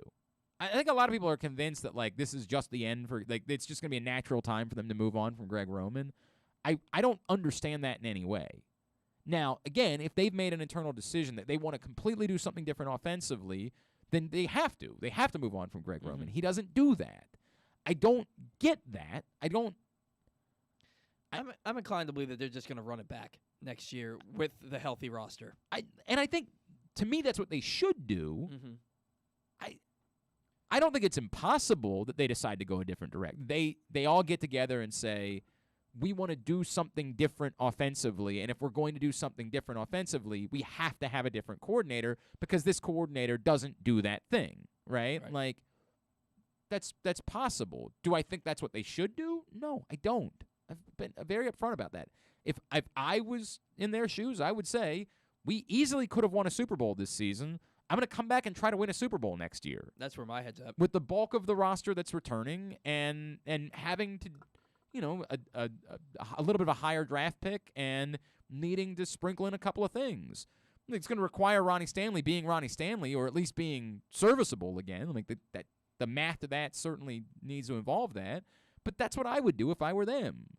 Could they do something different? Yeah, they could. And to your point, there's other position coaches that could just leave for other opportunities somewhere. Like that can be change, even if it's not significant change. But I just don't. I don't get it at all. I don't get it at all. Long term, this from Paul. Long term seems best at this point if the Ravens don't make the playoffs and get the draft slot in the teens, if possible. Knowing the defense is going up against Chase and company 2 times a season for the next 4+ years, they need a top cornerback like Gardner, McCready, or Stingley in the first round to combat this. I mean, you can never have too many cornerbacks. There's no doubt about that. Yeah. I mean, I'm never going to say that. Do I think that they have to draft a cornerback with that pick? Not necessarily. I mean, I think you can make the argument that, like, if there's a tackle that's available there, knowing that you have some risk when it comes to Ronnie Stanley and that you have to play 2 of them anyway, that's a pretty significant thing. So I think a tackle could very well be in play for the Ravens wherever it is that they draft. I still think you'd have to acknowledge that edge rush probably has to be in the equation. Like, they still need someone that they can count on to get quarterbacks on the ground. I've liked a lot of what I've seen from Odafe Oweh this season, and I think that he's a guy that can be very helpful for some time, but I still don't know that they have someone that you can count on that can just win matchups and get quarterbacks on the ground. And so if there's an edge rusher, I still think that has to be in the equation there too. And hell, if there's an Aaron Donald type defensive tackle, you go get that guy because you go get that guy anywhere that you can get him. And this is I did like this. Jack, I agree. Le'Rpn should serve as a resource for players to talk about mental health once their playing careers are over. And I think that he's sort of saying what he's saying about Antonio Brown is exactly that. He's saying, I want to be that guy. I want to talk to him. And like I want to try to figure out what's going on. And I appreciate that. It was powerful stuff with Le'Rpn McClain. Slaps to the Helmet, brought to you by Live Casino Hotel. Sports fans, the wait is over. The all-new FanDuel Sportsbook is open and is awesome. And it's right there at Live Casino and Hotel in Hanover, Maryland. Bet on every sport with self-service kiosks and watch all of the action from the best seat in the house. 5 Ravens, rank them 5-1. 2 must be offensive players, 2 must be defensive players. I think you guys have just gotten tired of slaps in recent weeks because you are really struggling. We'll just do ours right now because we're running late. I'll begin with my number 5, and it's not even that I think on the whole that he had a bad day. In fact, obviously he recovered the fumble that Tyus Bowser created. But him missing another sack, it's more than I'm trying to represent. The Ravens' missed sacks in recent weeks have been a huge part of this story that we're not really talking about, because none of them individually have necessarily been the play that broke their back, right? But my God, how many times in the last 2 weeks, 3 weeks, have they had opportunities to get a quarterback on the ground and get off the field, dead to rights? Maybe not necessarily always on third down, but even like a first down play that would have lost 12 yards, that instead the quarterback somehow gets away from him. They don't get wrapped up, either at least get it back to, an incomplete pass, or sometimes gain yards. It's just been a recurring problem. So because it happened with Justin Houston yesterday earlier in the game, and it was just one that stood out to me, I'm having him take up the 5th spot on my list, but it really that he's representing as a whole the sheer number of opportunities that this team has had in the last couple of weeks to change games by getting a quarterback on the ground, and they continue to just struggle in that capacity when they've got quarterbacks dead to rights and just can't get them on the ground. And Justin Houston was the latest one. On Bowser's strip sack yesterday, he almost whiffed, and that was his hand hit the ball as he was going to the ground. I think he would have had him. I think he would have had him in part just because where he was on the field. I don't think there was anywhere for him to go. Like I know he had started moving forward a little bit, but I think worse. The best case scenario in that situation is like he stumbles forward for a yard or so, and it's still a big loss. Right. But yeah, obviously, he ended up getting the ball out instead. It's been an epidemic. The Ravens edge rushers, and it wasn't always the edge rushers. It was one of the defensive backs last week. I don't remember. Ellis missed. Was it Ellis or who was the guy? No, it was Broderick Washington. Broderick Washington absolutely had the first one. play of the game last week. And there was a defensive back who came off a blitz that. It might have been Tavon. I don't remember. I think it was Tavon. Who again had dead to rights, and just couldn't make the play. It's been a huge problem. So Houston is representing them for me. So number 5 for me is, even though he's been really good this year, is Patrick McCarry. Look, he earned himself a nice payday, but he got beat badly by Von Miller all day yesterday. And especially in that sack where you can't take a sack there, but what choice does Huntley have? Yeah. Because he ran by he got McCarry him. There's no doubt. like he wasn't there. No, there's no doubt on that play he got him. I just already had 2 offensive players on my list, and I don't know if he would have been third, but he definitely would have. No doubt that he got. Von Miller had a lot of praise for Patrick McCarry after the game. Brought up. It's Von Miller. I mean, I get right, it. And brought up the fact that he got the best of him when they played earlier this season. When Von Miller was in Denver and went up against him, he's like, dude, that guy kicked my ass that day. So I kind of had circled this to try to get back at him after that game. It's tough. It's tough. But, yeah, you're right. He beat him. There's no question about it. John Harbaugh gets the 4th spot on my list. And I still would like to know more about this Tyler Huntley saying that he thought there was still a second on the clock. I would just like to know a little bit more about it because it might explain more of the situation. You don't take a timeout with 1 second on the play clock because the timeouts are valuable and you expect that the snap's going to get off, right? And that is part of the problem as a whole with us blaming John Harbaugh is when the clock hits 0, it's too late to take a timeout. And when the clock's at 1, you don't want to take the timeout because you want the snap to get off because you want to save your timeouts for when you're going to need them perhaps at the end of the game. So there's a little bit of an awkwardness of how much we're beating up John Harbaugh for this thing, but it still happened. And it still ended up being really significant in the game, so I'm going to include him because of that. But I'm acknowledging, on the whole, John Harbaugh. It's insane that this group of football players is in that game. Yeah, it's nuts, and I don't think that this is as black and white as some of you want to make it out to be because you just want to have somebody to blame. I think that it's very difficult. When do you want him to call the timeout? When the clock? If you're saying, well, he's got to call it when the clock says 1. Well, they were lined up. I don't know why the snap didn't get off, and that's probably more on Huntley and Colon Castillo, but neither one of those guys are supposed to be the guys that are playing right now. So I think it's just convenient for us. For me, Harbaugh is my number 3. It's hard for me to put coaches on these lists this year in particular just because of the fact that you have so many people have either been sick or injured. The fact that they're even where they are is remarkable, like you said all show. So he was my number 3. My number 4 was actually Tyler Huntley. I think it's been admirable that he's been able to come in and keep this team in the games that he's playing in. But at some point, you got to win. It isn't enough to keep your team in the game. You got to win some of them. And he made some flat-out awful throws on Sunday. They were passes that he just flat-out. Well, the interception. Yeah, the interception was terrible. And everybody said, well, it looks like it was a miscommunication. Maybe. Still a bad right? throw. But nothing about it makes sense, right? Like, if there is a route that they run that involves Hollywood Brown getting behind the defender and then curling off to the sideline, why does that route exist? Exactly. I don't get it at all. You can say, well, because it was late in the half, and so they'd want to get him out of bounds to stop the clock. Well, this is Hollywood Brown.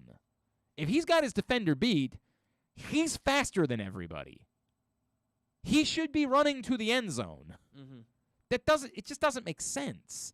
And so that's why if there was a miscommunication, I have to assume it's on the side of Tyler Huntley, because nothing otherwise makes sense about why there should be a play in that situation that involves him taking the route and going out towards the sideline. And there were definitely some pass breakups that were results of him putting too much air under a short pass. Instead of just drilling a laser into the chest, well, look, he puts too much loft and the on it. decision where he had all the room in front of him to run in the second half over on the right side of the field, and he decided at the last second to try to throw the ball out, and he bounces it in.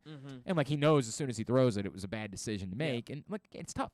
Look, Tyler Huntley's number 2 on my list because we can do this till we're blue in the face. The real story of why they lost the game yesterday was Tyler Huntley.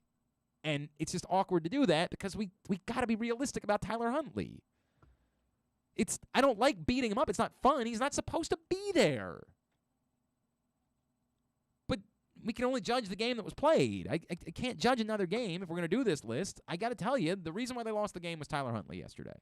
They needed their quarterback to play better. Whoever was playing quarterback had to play better than Tyler Huntley did. And is he still, again, it doesn't make any of the other stuff any less true. It doesn't mean that he hasn't played admirably. It doesn't mean that he hasn't played beyond expectations or that he hasn't maybe earned the right to be in the league. But we're still trying to talk about Tyler Huntley as a guy that, if you think somebody was watching that game and saying, man, I'm giving up a second-round pick for that guy, get the F out of here. I thought he was borderline bad yesterday. He was bad yesterday. When he was throwing the ball underneath, for the most part, he was hitting those throws. And you could say for the better part of 2 quarters, he played well, right? Like in the first half, he largely played well. That's why I refrain from saying he was bad. He was borderline. Yeah, but it was well. He wasn't particularly good. He wasn't making great throws. He was just sort of doing what he could do and taking what was there. And as we've said about Lamar Jackson, sometimes you need to do that. But then it got bad. I mean, what happened in the final drive is inexcusable for any quarterback. It's bad. It's not the first time he's done that. You're an NFL quarterback, and you get the ball back with 57 seconds and a timeout, and Justin Tucker is your kicker. You got to get, 30, 35 yards? If you get 35 yards, you feel good about your chances. 40 yards, it's a sure thing. 30 yards, you got a chance. And you're throwing the ball in the middle of the field for 4 yards on back-to-back plays. That lost the game. You can't do that. And it's not fun because we like Tyler Huntley, and we want to believe Tyler Huntley's a thing. But this is the reason why he's a backup quarterback. You cannot do that, period. You can blame the sack all you want. They'd already wasted their timeout. They were already sitting at 3rd and 2. They were in hell because they had to waste their timeout. They had almost no time. The sack was almost irrelevant at that point because they were going to need 30 yards and out of bounds in order to get a chance. That can't happen. Tyler Huntley, because of that, is number 2 on my list. Who was your number 3? My number 3 was Patrick Queen. Yeah, go ahead. I mean, it just look. I think on the whole, Patrick Queen has had a very good second half of the season. I think on the whole, I'm very positive about where Patrick Queen is. You still saw obviously in pass and look, I certainly don't like Patrick Queen against Cooper Kupp. I don't like that ever. But you saw it's still an issue in pass coverage, and there were still a couple missed tackles in there as well, and it just wasn't Patrick Queen's day yesterday. Yeah, Patrick Queen was my number 2. He had 1 tackle. He slid off ball carriers. He over-pursued. He looked like the version of Patrick Queen that got himself benched, basically, in favor of Josh Bynes earlier this year. Yeah, I thought he had a very bad game. And look, Alejandro Villanueva's number 1 to me, almost just because, I'm going to keep doing this, right? Like, this is the worst. This is the worst. The truth is, you might even argue yesterday on the whole wasn't his worst day. But, when the problems came, they came in a really bad time. And it's just the totality of things. It's everything else you can blame on injuries. This isn't about injuries. He's not playing because somebody's hurt. He was going to be playing. It's just bad. It's just flat bad. Alejandro Villanueva was number one for me. So my number one, and I don't know if his name is Kevin or Kavan. Oh, Seymour, yeah. Yeah, Seymour. He was the worst player on the field yesterday. He was. I get that he wouldn't even be in the league. And you're right. But he was the worst. He got beat badly. He played soft. He was just absolutely terrible yesterday. He was the worst player on the field. All right. There you go. Those are our slaps. We'll get them up at glennclarkradio.com. Tidbit brought to you today by the print issue of Press Box, which is available right now at your neighborhood Royal Farms and at the hundreds of locations around town where you find Press Box. Read it all. PressBoxOnline.com/best-of. Justin Tucker, our Mo Gabba Sports Person of the Year, is on the cover as we recognize the top people, performances, and moments of 2021 in the Best Of issue, available right now. All right, we talked about him a little bit earlier in the show. On Sunday, Joe Burrow threw for 446 yards and 4 touchdowns. It's a nice encore to his 525-yard, 4-touchdown performance against the Ravens in Week 16. He finished the game Sunday 3 yards shy of Dak Prescott's all-time NFL record of 974 yards passing over the span of 2 games, a record Prescott set in October of 2020. For his career, Joe Burrow has now thrown for over 400 yards 4 times in just under 2 seasons.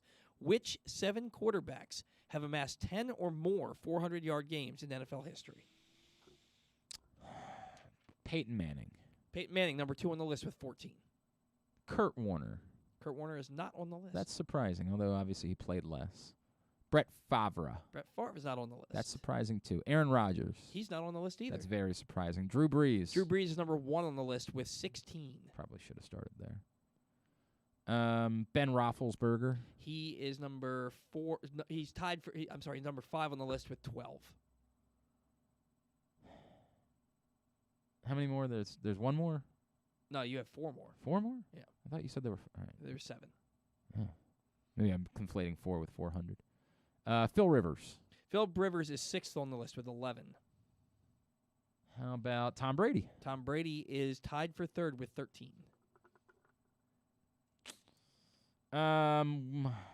This is where it gets tough because it's throwing for 400 yards is such a modern thing. It's just not something that happened as much. But if there's 2 guys, I'm going to guess that there's somebody who's not very modern that's on the list.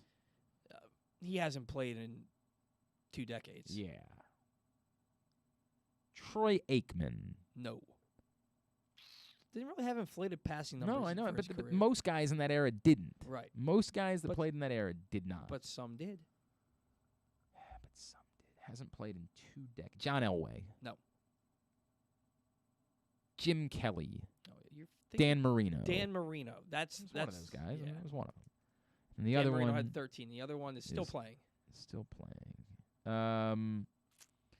It's already Patrick Mahomes. No. It's